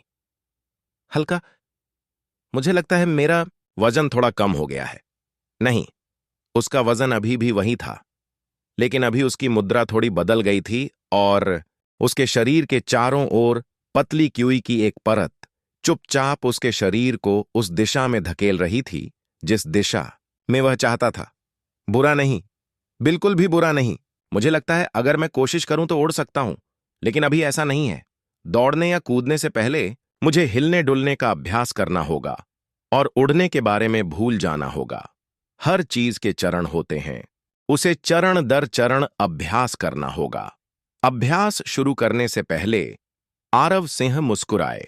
उन्होंने मेरिडियन डिस्ट्रॉइंग पाम और स्काई वॉकिंग का अभ्यास करने का विकल्प चुना। मेरा आयरन बॉडी मध्य चरण में है, इसलिए मेरी रक्षा अब उच्च है। मुझे केवल आक्रामकता और गति की कमी है, और ड्रैगन रिफाइनिंग ब्रीथ के बारे में सुधार करना बहुत कठिन है, इसलिए अभी नहीं। हां, और आखिरी 9 आत्माओं तलवार शास्त्रों के बारे में वह इसे नहीं सीख सकता, लेकिन क्यों? वह ड्रैगन रिफाइनिंग ब्रीथ स्क्रिप्चर्स सीख सकता है। तो 9 सोल्स स्वॉर्ड्स स्क्रिप्चर्स क्यों नहीं सीख सकता? ऐसा इसीलिए था क्योंकि इसके लिए एक स्तर की आवश्यकता थी। उसे कम से कम 100वें स्तर पर होना चाहिए, अन्यथा उसका शरीर फट जाएगा। नहीं, किसी को भी गुब्बारे की तरह फूटना पसंद नहीं है, इसीलिए अभी के लिए इसे भूल जाओ। सिंह कबीले के एक घर के अंदर नयन सिंह अब उस अधेड़ आदमी के सामने खड़ा था। यह अधेड़ आदमी कल्याण सिंह था। उसने गुस्से से नयन सिंह को देखा। मैंने तुमसे कहा था कि कुछ भी खुलेआम मत करो, और अब क्या? उसने नयन सिंह से कहा कि चाहे कुछ भी हो जाए, आरव सिंह से पंगा मत लेना, क्योंकि इससे उसकी बनाई हुई योजनाओं पर असर पड़ेगा। अभी 2 दिन ही बीते थे। नयन सिंह फिर आरव सिंह को जिंदगी मौत के लिए चुनौती देने गया, लेकिन खुशकिस्मती से यह कम हो गया कि हारने वाला घुटने टेककर जीतने वाले से माफी मांगेगा। क्या यह उनकी कथनी के विरुद्ध नहीं था? कल्याण सिंह इस समय बहुत क्रोधित थे। पिताजी, मैं तो बस उस बेकार कचरे से निपटना चाहता हूं। मुझे समझ नहीं आ रहा, मैं उससे हर तरह से बेहतर हूं, लेकिन उसे युवा कुलपति के पद पर क्यों नियुक्त किया गया? मैं ही इस पद के लिए उपयुक्त हूं। मेरे बेवकूफ बेटे, तुम कुछ नहीं जानते। कल्याण सिंह अपने बेटे से बहुत निराश थे। उन्हें युवा कुलपति के पद पर इसलिए नियुक्त नहीं किया गया क्योंकि बुजुर्ग उन्हें ऐसा करना चाहते थे, बल्कि इसलिए कि एक संत ने उन्हें बताया कि आरव सिंह वंश को उसके सर्वोच्च गौरव की ओर ले जाएगा। इसलिए महान बुजुर्ग के पास उन्हें इस पद पर नियुक्त करने के अलावा कोई विकल्प नहीं था। कुल को उसके परम वैभव तक ले जाओ। क्या मजाक है? उसने तो बस कुल को बदनाम किया है। वह एक कीड़ा है जिसका सफाया जरूरी है। यह सुनकर उनके बेटे कल्याण सिंह से रहा नहीं गया और उन्होंने अपनी गहरी ऊर्जा बाहर निकाल दी। नयन सिंह एक कदम पीछे हटे और घुटनों के बल बैठ गए। उन्हें ऐसा लगा जैसे कोई बड़ा पत्थर उनके ऊपर दबा हुआ हो। चुप रहो, तुमने तो मेरी योजना लगभग बिगाड़ ही दी। भले ही मैं भी तुम्हारी तरह सोचूं, पर मैं तुम्हारा बेवकूफाना तरीका नहीं अपनाऊंगा।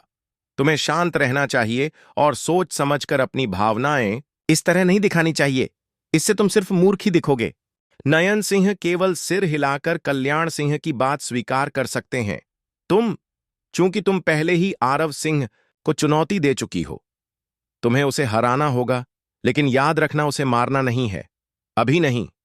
हां पिताजी, नयन सिंह ने दांत पीसकर इसे स्वीकार कर लिया। इस तरह अपमानित होकर उसने सारा दोष आरव सिंह पर मढ़ दिया। उसने कसम खाई कि अगर मौका मिला तो वह आरव सिंह को अपनी सारी ताकत से मार डालेगा। हाथ आगे बढ़ाते ही डेनेटियन से गहन ऊर्जा की धारा उसकी नस से होकर उसकी हथेली में प्रवाहित हुई। अपनी क्यूई को अपनी बाहों में इकट्ठा करना, फिर अपने हाथ में लेना और एक ही गति में उसे उड़ा देना। मेरिडियन डिस्ट्रॉइंग पाम इतना शक्तिशाली और भयंकर था। एक अकेला ताड़ का पेड़ एक बड़े पत्थर को राख में बदल सकता था। कुछ भी नहीं बचता था, मानो उसे किसी ग्रेनेड से उड़ा दिया गया हो। हवा में कदम रखते हुए और हवा में लहराते हुए हवा जमीन की तरह थी। बिना किसी बाधा के चलती हुई स्काई वॉकिंग ने उसकी गति को मजबूत कर दिया, जिससे वह हवा की तरह चलने लगा जिसे छुआ नहीं जा सकता। मांसपेशियों जैसा इस्पात, त्वचा जैसा कवच, लौह शरीर रक्षा को मजबूत करता है। हथौड़े से प्रहार होने पर भी वह विचलित नहीं हुआ। आरव सिंह इन तीनों कौशलों का पूरे मन से अभ्यास करते हैं। वे पिछले 3 दिनों से भी ज्यादा समय से स्क्रिप्चर हॉल में मार्शल आर्ट की साधना और अभ्यास में डूबे हुए हैं। यदि उसके चचेरे भाई के साथ द्वंद्व युद्ध का समय अब भी नहीं आया होता तो उसने यहां से जाने के बारे में नहीं सोचा था। उन्होंने इतनी कड़ी मेहनत से प्रशिक्षण लिया मानो कल का कोई इंतजार ही ना हो, और इतनी लगन के साथ आखिरकार उन्हें एक अच्छा साधक कहा जा सका, न कि एक निकम्मा युवा गुरु। हालांकि उसकी जीवन शक्ति और गहन ऊर्जा की मात्रा में कोई वृद्धि नहीं हुई थी। आरव सिंह महसूस कर सकता था कि वह और भी सघन हो गई थी। उसकी जीवन शक्ति और गहन ऊर्जा की तुलना उसके शुरुआती दिनों से करे तो यह उस शोरबे जैसा था जिसे उबाला ही न गया हो, लेकिन अब यह उस सूप जैसा था जिसे तब तक उबाला गया हो जब तक उसमें पानी की एक बूंद भी न बची हो। नेम आरव सिंह। शीर्षक एक सभ्य किसान स्तर। 39 चरण। क्यूई फाउंडेशन चरण का शिखर स्वास्थ्य 400 नाबादी 400 ऊर्जा 245 शास्त्र लौह शरीर शास्त्र उन्नत चरण। मध्याह्न रेखा को नष्ट करने वाला हस्तलेख उन्नत चरण। आकाश में चलने का शास्त्र उन्नत चरण। Dragon refining breath scripture. प्रारंभिक चरण। आरव सिंह अब क्यूई फाउंडेशन स्टेज के शिखर पर था और अब वह क्यूई गैदरिंग स्टेज तक पहुंचने में बस थोड़ा ही समय बाकी था। अब वह कबीले की खोज कर सकता था और अगर चाहे तो कबीले से बाहर भी जा सकता था। कुछ दिनों की कड़ी ट्रेनिंग से मुझे ये ताकत मिली है। ये उतना मुश्किल नहीं था जितना मैंने सोचा था। आरव सिंह जोर से हंसा। उसे लगा कि स्काई प्रोफाउंड स्टेज तक पहुंचने के लिए उसे इतना समय नहीं लगाना पड़ा। इस समय आरव सिंह को यह पता नहीं था कि कोई उसकी ट्रेनिंग की गति से दंग है। आरव सिंह की तेजी से प्रगति देखकर शौर्य सिंह ईर्ष्या से दांत पीस ही सकता था। किसने सोचा होगा कि यह युवक मुझसे भी ऊंचे स्तर की मार्शल आर्ट की साधना में सिर्फ 3 दिन लगाकर इस मुकाम तक पहुंचेगा। एक सामान्य व्यक्ति क्यूई फाउंडेशन स्टैंग से शिखर तक पहुंच सकता है। इतिहास में अब तक पैदा हुए किसी भी महानतम प्रतिभाशाली व्यक्ति को उसके बराबर पहुंचने में कम से कम 3 साल लगे होंगे, लेकिन इस लड़के को उस मुकाम तक पहुंचने में सिर्फ 3 दिन लगे। आखिर इस दुनिया में क्या हो रहा है? शौर्य सिंह ने आह भरी। उसे आरव सिंह से ईर्ष्या हो रही थी। मुझे अब उस नौजवान नयन सिंह पर बहुत तरस आ रहा है। उसने उस राक्षस को अपना दुश्मन बना लिया। हालांकि वह मेरा पोता भी है, मैं बस यही सुनिश्चित कर सकता हूं कि वह न मरे। शौर्य सिंह आरव सिंह पर जासूसी करने के बाद भी अपनी मनमानी करता रहा। आरव सिंह को अब लगने लगा था कि प्रशिक्षण अधिकाधिक कठिन होता जा रहा है और अब उसने सोचा कि अगर वह और ज्यादा मेहनत भी करे तो भी उसका स्तर नहीं बढ़ेगा। इसके बाद उसे आराम करना होगा। इसके बाद आरव सिंह हॉल से बाहर आया। हॉल से बाहर आते ही उसे सबसे पहले हमेशा की तरह केयर टेकर सुषमा ही दिखीं। उसके पास जाने से पहले वह हैरान रह गया। Care taker Sushma? युवा गुरु, क्या आज आपका प्रशिक्षण समाप्त हो गया? हाँ, मैं हूं। और तुम यहां क्यों खड़े हो? मुझे मत बताओ कि तुम मेरा इंतजार कर रहे हो। केयर टेकर सुषमा ने सिर हिलाया। आरव सिंह को केयर टेकर सुषमा को इस तरह इंतजार कराने पर थोड़ा बुरा लगा। तुम्हें मेरा इंतजार करने की जरूरत नहीं है। यह बिल्कुल भी जरूरी नहीं है। खैर, बहुत बहुत शुक्रिया। आरव सिंह ने केयर टेकर सुषमा की तरफ मुस्कुराकर देखा। केयर टेकर सुषमा के चेहरे पर अब काफी निखार आ गया था। कम से कम असंतोष तो कम हुआ था। Young master care taker, Sushma ने सुना है कि यंग मास्टर का आज यंग मास्टर नान के साथ द्वंद्व युद्ध है। आरव सिंह ने केयर टेकर सुषमा की बात सुनी और अचानक उसे याद आ गया। आह, सच में, मैं तो लगभग भूल ही गया था। खैर खैर, हमने समय नहीं चुना तो मैं जब भी चाहूं वहां जा सकता हूं। आरव सिंह ने व्यंग्य किया। उसने कहा कि वह आज उससे द्वंद्व युद्ध लड़ेगा, पर कब यह नहीं बताया। केयर टेकर सुषमा उस मुस्कान को देखकर यह सोचने से खुद को नहीं रोक सकी कि आरव सिंह वास्तव में चालाक है, मूर्ख नहीं। इसके बाद आरव सिंह अपने घर लौट आया। किसी ने उसे परेशान नहीं किया। घर लौटकर आरव सिंह ने सबसे पहले नहाया। बेशक, क्योंकि जब वह क्यूई की आधार अवस्था के शिखर पर पहुंचे थे तब उनके शरीर से त्वचा के माध्यम से अशुद्धियां बाहर निकल आई थीं। उसकी गंध बहुत तेज थी, बहुत आरामदायक है। मुझे ऐसे लकड़ी के टब में नहाना बहुत पसंद है। आरव सिंह ने गाना गाते हुए पानी में डुबकी लगाई। केयरटेकर सुषमा हमेशा की तरह वैसी ही थीं। चुपके से आरव सिंह को नहाते हुए देखती रहीं ताकि उसे पता न चले। और जब स्नानागार में सब कुछ चल रहा था तभी अखाड़े में नयन सिंह आ पहुंचा। वह एक बड़ी भीड़ के साथ आया था। वे यहां सिर्फ इसलिए आए थे क्योंकि वे आरव सिंह को पीट पीट कर मरते हुए देखना चाहते थे। युवा, मास्टर नान को देखो, वह कितना मजबूत, अलग थलग और गरिमा से भरा हुआ लग रहा था। वह उस बेकार कचरे को जरूर हरा देगा। बेकार की बकवास, कितनी हिम्मत है। क्या तुम्हें डर नहीं लगता कि कोई सुन लेगा? डर? मुझे क्यों डरना चाहिए? ये एक सच्चाई है जिसे कोई नकार नहीं सकता। मुझे पता है तुम भी मेरी तरह ही सोचते हो। हाँ, मुझे भी ऐसा ही लगता है। उस आदमी को आज सबक सिखाना ही होगा। लेकिन मैंने उस आदमी के बारे में एक अफवाह सुनी है कि वह कोई उच्च स्तरीय मार्शल आर्ट का अभ्यास कर रहा है। तो कौन जाने, देखते हैं वह आदमी क्या कर सकता है। नयन सिंह को अच्छा लग रहा था कि लोग उसकी तारीफ कर रहे हैं और आरव सिंह का अपमान कर रहे हैं। वह आरव सिंह की छोटी सी प्रतिष्ठा को पूरी तरह से मिटा देना चाहता था।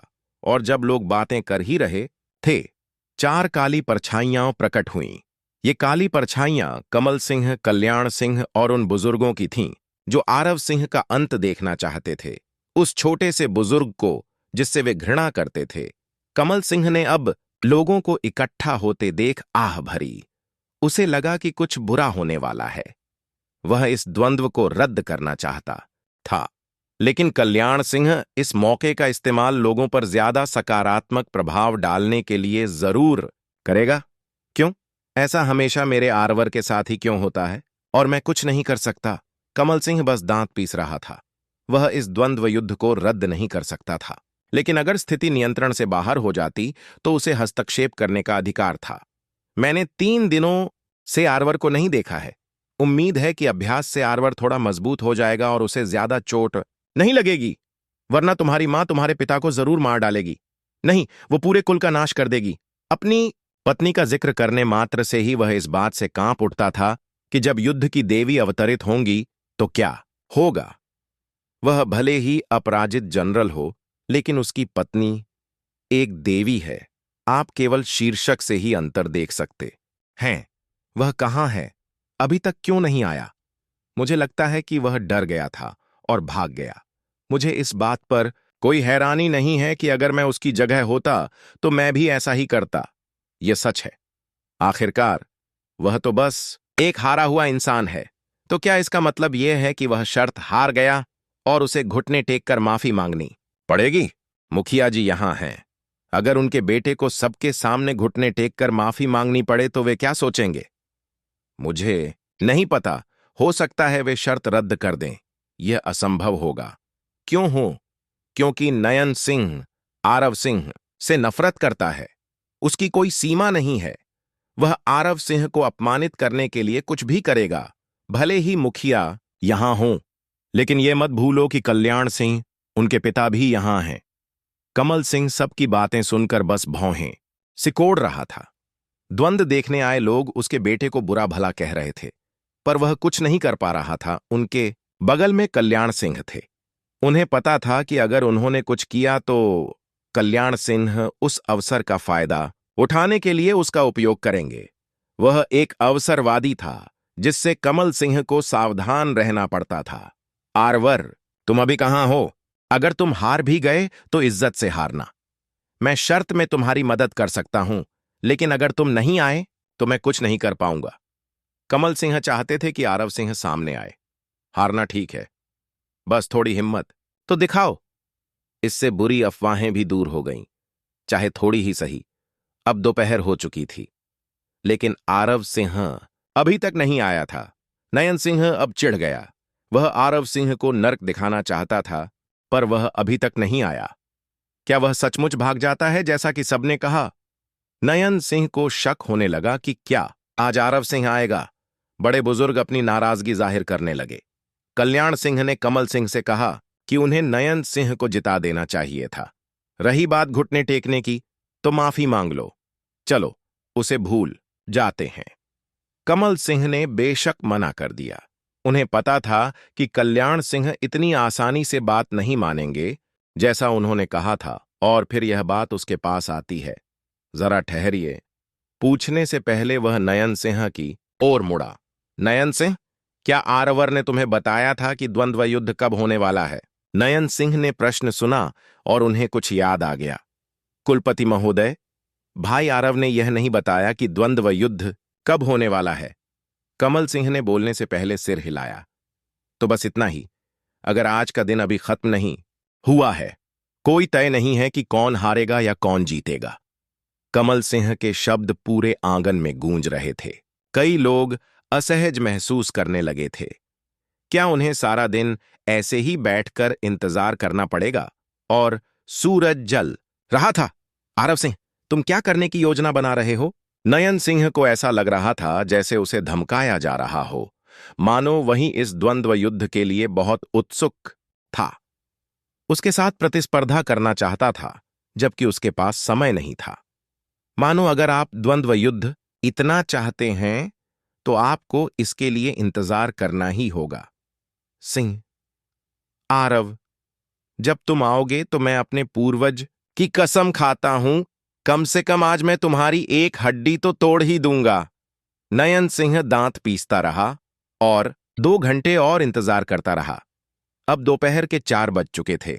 आरव सिंह अभी तक दिखाई नहीं दिया था। अब क्या 2 घंटे हो गए और वह आदमी अभी तक नहीं आया? शायद वह भागने के लिए समय रोकना चाहता है। इतना बेशर्म क्यों है? अगर मैंने उसे देख लिया तो मैं उसे इतना पीटूंगा कि उसके माँ बाप उसे पहचान भी नहीं पाएंगे। मैं उसे बार बार पीट कर सबक सिखाऊंगा। कई लोग गंभीर स्वर में बोल रहे थे। अनजाने में ही उन्हें एहसास हुआ कि उनके बगल में सफेद चोगा पहने एक आदमी खड़ा था और उन्हें देखकर मुस्कुरा रहा था। हाँ, क्या तुम मुझे पीटकर सबक सिखाने वाले हो? कितना डरावना है। किसी को यह कहते हुए सुनकर वे खुद को रोक नहीं पाए और देखना चाहते थे कि वह कौन है, और जब उन्होंने देखा कि वह कौन है तो वे स्तब्ध रह गए। यह यूं चचे साफ सफेद लबादा पहने एक युवक, दोनों हाथों से नाश्ता पकड़े हुए, उसने अपनी बात रखी, जिससे वे लोग जो अभी अभी कह रहे थे कि वे आरव सिंह को सबक सिखाना चाहते हैं, उसकी तरफ देखने लगे। हाँ, मैं ही था जिसे तुम सब सबक सिखाना चाहते थे। आरव सिंह ने आराम से धीरे धीरे अपना नाश्ता खाया। वह शुरू से ही यहां था। वह चुपचाप खड़ा सबकी गालियां सुनता रहा। उसने देखा कि अब उसे खुद को दिखाने का समय आ गया है। किसी ने भी ध्यान नहीं दिया कि वह वहां मौजूद है, जबकि उसने इतना साफ सफेद लबादा पहना हुआ था। वह ऐसा कैसे कर सकता है? वह बस वहां खड़ा था और कुछ भी नहीं कर रहा था, बस नाश्ता खा रहा था। नयन सिंह ने आरव सिंह को देखा। जानलेवा इरादे से बोलने से पहले उसके चेहरे पर मुस्कान आ गई। आखिरकार तुम यहां आ ही गए। हाँ, सबको मुझे पहचानने में काफी समय लगा। मुझे लगता है कि मेरी चुपके से चलने की क्षमता बहुत अच्छी थी। आरव सिंह मुस्कुराया। उसकी मुस्कान बहुत ही आकर्षक और दिलकश लग रही थी। उसकी मुस्कान चमकदार तो थी, लेकिन रहस्य से भरी हुई थी। उसकी आभा सामान्य से अलग थी। उनमें कोई अहंकार या घमंड नहीं था। उनमें सिर्फ कोमलता और सौम्यता झलकती थी। कोमलता और सौम्यता का अर्थ कमजोरी नहीं है। उनकी कोमलता और सौम्यता के भीतर जटिलता से भरी एक विशाल लहर प्रवाहित थी। क्या यह सचमुच वही निकम्मा युवा मालिक है? मुझे ऐसा क्यों लग रहा है कि वह कोई और इंसान है, पर उसका चेहरा वही है? मैं भी। मुझे लगता है कि वह भी एक अलग व्यक्ति है। आरव सिंह ने अपने आसपास के लोगों पर ज्यादा ध्यान नहीं दिया। वह जहां खड़ा था वहीं से छलांग लगाकर आंगन के बीच जमीन पर गिर पड़ा। जहां वह खड़ा था और आंगन के बीच काफी दूरी थी, लेकिन आरव सिंह ने जहां पहुंचना था वहां पहुंचने के लिए सिर्फ एक ही छलांग लगाई थी। जब कमल सिंह और कल्याण सिंह ने इसे देखा तो उनके हाव भाव बदल गए। क्या यह स्काई वॉकिंग नहीं है? यह संभव नहीं है। मुझे यह मत बताओ। आसमान में कदम रखना एक ऐसी मार्शल आर्ट जिसे ये दोनों भी नहीं सीख पाए थे। Sky walking scripture. लेकिन अब आरव सिंह इसमें सफलतापूर्वक महारत हासिल कर चुके हैं। लैंडिंग के बाद आरव सिंह अपनी गहरी ऊर्जा के साथ चिल्लाने से पहले सीधे खड़े हो गए। डरो मत, क्योंकि मैं आ गया हूं। हे, मैं बहुत लंबे समय तक ऐसे ही चिल्लाना चाहता हूं। आरव सिंह भीड़ के बीच में आए और स्काई वॉकिंग स्टेप का इस्तेमाल करते हुए नयन सिंह के सामने उतरे। अब वह दोनों हाथ पर हाथ रखकर खड़ा हो गया और नयन सिंह को निश्चिंत दृष्टि से देखने लगा। अगर यह 3 दिन पहले की बात होती, आरव सिंह को अपने से कहीं ज्यादा ताकतवर किसी से लड़ने का थोड़ा दबाव जरूर महसूस हुआ होगा। लेकिन लगातार 3 दिनों तक कड़ी ट्रेनिंग करने के बाद उनकी ताकत और गति इतनी बढ़ गई कि उन्हें खुद यकीन ही नहीं हुआ। उसे पूरा यकीन था कि अगर वह अब गंभीर हो जाए तो नयन सिंह को आसानी से हरा सकता है। नयन सिंह को एहसास हो रहा था कि आरव सिंह के अंदर कुछ बदल गया है। आज वो कितना अलग था, और उसे ऐसा क्यों लग रहा था कि आरव सिंह अलग है, उसे खुद भी नहीं पता था। ऐसा लग रहा था जैसे आरव सिंह अब पहले जैसा कोई घटिया इंसान नहीं रहा। देखो, तुम घमंडी हो, लेकिन अब तुम सिर्फ घमंडी ही रहोगे। मैं तुम्हें तुम्हारे और मेरे बीच का फर्क दिखाऊंगा। तुम पहले की तरह ही बेकार और बेकार हो। जब आरव सिंह ने उसकी बात सुनी तो वह बिल्कुल भी नाराज नहीं हुआ, बस मुस्कुराया और बोला, घमंडी लोगों का वही पुराना मुहावरा, चाहे घमंडी हो या न हो। चलो, इस बारे में बाद में बात करते हैं, है ना? आरव सिंह ने सिर हिलाया। उसे नयन सिंह की सोच पसंद नहीं थी। उसे लगता था कि दूसरे लोग उससे कमतर हैं। अपनी उम्र के हिसाब से वह वाकई बहुत मजबूत था, लेकिन इसका मतलब यह नहीं था कि वह जो चाह कर सकता था। आरव सिंह को यह नहीं पता था कि वह खुद भी ऐसा था, लापता होने से पहले। नहीं, यह सही नहीं था। यह पिछले मालिक की गलती होनी चाहिए, उसकी नहीं। नयन सिंह आरव सिंह से 2 साल बड़े थे, जो अब 15 साल का हो चुका था। इस दुनिया में वह क्यूई फाउंडेशन क्षेत्र के प्रारंभिक चरण तक पहुंच गया था। उसे प्रतिभाशाली माना जाता था। कबीले के कई साधारण सदस्य या रक्षक लगभग 30 साल के थे, लेकिन वे उसके ही स्तर के थे। साधना बहुत कठिन थी, बहुत कठिन। अगर आप प्रतिभाशाली नहीं थे तो आप जीवन भर वहीं अटके रहेंगे। यह बहुत बुरा था कि आरव सिंह को कभी पता ही नहीं चला कि यह सफलता कितनी मुश्किल थी, क्योंकि या तो उसके पास मदद करने के लिए सिस्टम था या फिर उसका नजरिया बाकियों से अलग था, कौन जाने। लेकिन अगर किसी तरह उसके पास यह सिस्टम नहीं होगा तो उसका क्या होगा, इसका जवाब था। वह अब भी शक्तिशाली बनेगा, लेकिन धीमा होगा। वह सब कुछ कर सकता था जो प्रणाली ने उसे आदिम तरीके से अभ्यास करने के लिए दिया था, जब तक कि उसका शरीर टूट न जाए और उसे बार बार फिर से बनाया जाए। वह कभी भी कड़ी मेहनत से नहीं डरते थे और कभी भी इस बात की परवाह नहीं करते थे कि दूसरे लोग क्या सोचते हैं। लेकिन भगवान ने उसे यह प्रणाली दी थी, इसलिए वह इसका उपयोग करने जा रहा था। आखिरकार यह एक उपकरण था। आरव सिंह ने बोलने से पहले नयन सिंह की ओर देखा। अब समय आ गया है कि हम शुरुआत करें। इससे ज्यादा देर तक दर्शक बोर हो जाएंगे। वे पहले ही जम्हाई ले चुके होंगे और सोने लगे होंगे। मैं पहले ही शुरू कर दूं। पहले उठने वाले को ही फायदा होगा, आरव सिंह को फायदा होगा। उन्होंने आगे बढ़ने के लिए स्काई वॉकिंग तकनीक का इस्तेमाल किया। वह अपने प्रतिद्वंद्वी का सामना चपलता से करेगा। यह कौन सी तकनीक है? उसकी चाल इतनी तेज क्यों है? और वह ऊर्जा, उसके शरीर के चारों ओर वह ऊर्जा, क्या यह क्यूई आधार चरण का चरम नहीं है? क्या एक पीक क्यूई फाउंडेशन स्टेज? यह कैसे संभव है? अभी कुछ दिन पहले ही कचरा युवा मास्टर कबीले में लौटा था। उस समय उसने अपना मेरिडियन भी नहीं खोला था। उसके डेंटियन में क्यूई का एक ऑंस भी नहीं था। यह कहने में 1 सप्ताह भी नहीं लगा कि कचरा युवा मास्टर पहले से ही क्यूई फाउंडेशन स्टेज के चरम स्तर पर है। लोग हैरान रह गए। इस पर यकीन करना मुश्किल था, क्योंकि इतिहास में कोई भी इतनी जल्दी क्यूई फाउंडेशन स्टेज तक नहीं पहुंच पाया था। और उस स्टेज के शिखर की तो बात ही छोड़िए। तुम्हें यकीन नहीं हो रहा? ये तुम्हारा काम है, लेकिन ऊर्जा के प्रवाह को देखकर लगता है कि यह निश्चित रूप से शिखर की ऊर्जा है। तुम अभी शुरुआती चरण में हो। इस शक्ति को तुम महसूस ही नहीं कर सकते। हिम्प! लोग बहस करने लगे। आरव सिंह के एक कदम से लोग भड़क गए, खासकर नयन सिंह और कल्याण सिंह के साथ। यह लड़का इतनी जल्दी ताकतवर क्यों हो रहा है? सिर्फ 3 दिन तक तो इसके पास ची नहीं थी। नहीं, अगर मैंने इस लड़के को अभी छोड़ दिया तो यह और भी ज्यादा ताकतवर होता जाएगा। सिंह वंश के कुलपति का पद निश्चित रूप से मेरे हाथ से फिर निकल जाएगा। कल्याण सिंह सोचने लगा कि उसे जल्द से जल्द आरव सिंह से निपटना चाहिए। उसने कमल सिंह की तरफ देखा। कमल सिंह के चेहरे पर अब खुशी के भाव थे। उसका बेटा अब बेकार नहीं था। ये मत सोचो कि अगर तुम गति का इस्तेमाल करोगे तो मुझे हरा पाओगे। ये लो, छाया विभाजक तलवार। नयन सिंह के पास भी एक उच्च स्तरीय युद्ध तकनीक थी, लेकिन वह चाहे कितनी भी ऊंची क्यों न हो, वह केवल क्यूई आधार स्तर तक ही सीमित थी। छाया विभाजक तलवार एक ऐसी युद्ध कला थी जिससे तलवार को चीरकर दुश्मन को भ्रमित किया जा सकता था। यह तलवार कई दिशाओं से हमला करती थी, लेकिन असली तलवार केवल एक ही थी।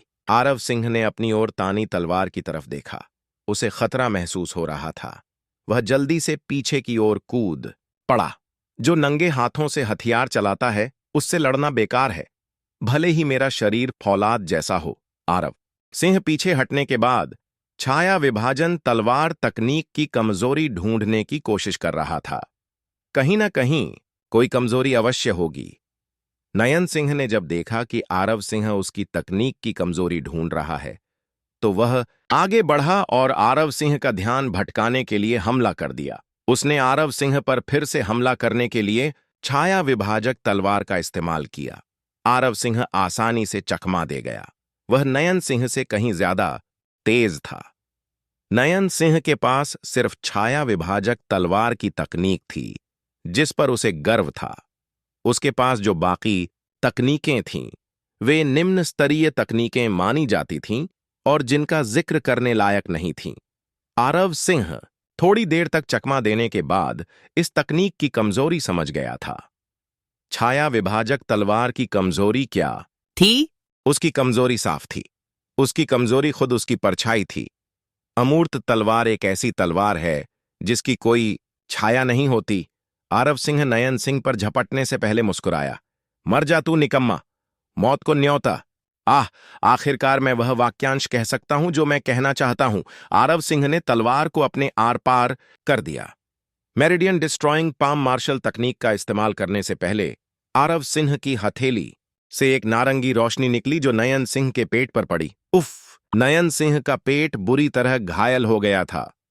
मेरिडियन डिस्ट्रॉइंग पाम की प्रहार शक्ति असाधारण थी। आरव सिंह द्वारा नयन सिंह के पेट पर प्रहार करने के बाद आरव सिंह के हाथ की नारंगी रोशनी उसके पूरे शरीर में फैल गई। नयन सिंह के शरीर की विभिन्न मेरिडियन क्षतिग्रस्त हो गईं। नयन सिंह अब अपनी गहन ऊर्जा का केवल 2/4 ही उपयोग कर पा रहे थे। मेरिडियन डिस्ट्रॉइंग पाम, यह सच नहीं है, यहां तक कि बड़े साहब भी नहीं। शौर्य सिंह अभी तक इसे सीख नहीं पाए। लेकिन आरव सिंह, एक बुजुर्ग बोला। उसे यकीन नहीं हो रहा था। इस प्रतियोगिता में उन्हें पहले से ही पता था कि कौन हारेगा और कौन जीतेगा। कल्याण सिंह ने देखा कि वह नयन सिंह को और ज्यादा चोट पहुंचाने का जोखिम नहीं उठा सकता, इसलिए वह खड़ा होकर दहाड़ा। रुको, यह द्वंद्व युद्ध खत्म हो गया है। कल्याण सिंह आंगन में उतरा। वह नयन सिंह के सामने कूद पड़ा, जो आरव सिंह पर इसी तरह हमला जारी रखना चाहता था। बस करो, तुम हार गए हो। नहीं, मैं हारने वाला नहीं हूं। मैं इस कचरे से कभी नहीं हारूंगा। कचरा? अगर मैं कचरा तो तुम क्या हो? आरव सिंह ने नहीं सोचा था कि उसका वार इतना जोरदार होगा। एक हथेली ने नाड़ी का प्रवाह नष्ट कर दिया। सिंह, आरव, यही मेरा नाम है। आपसे मिलकर खुशी हुई। फिर आरव सिंह ने कमल सिंह की तरफ देखा, फिर सिर झुकाकर अखाड़े से बाहर चला गया। किसी ने कुछ नहीं कहा। सब कुछ पलक झपकते ही इतनी तेजी से हो गया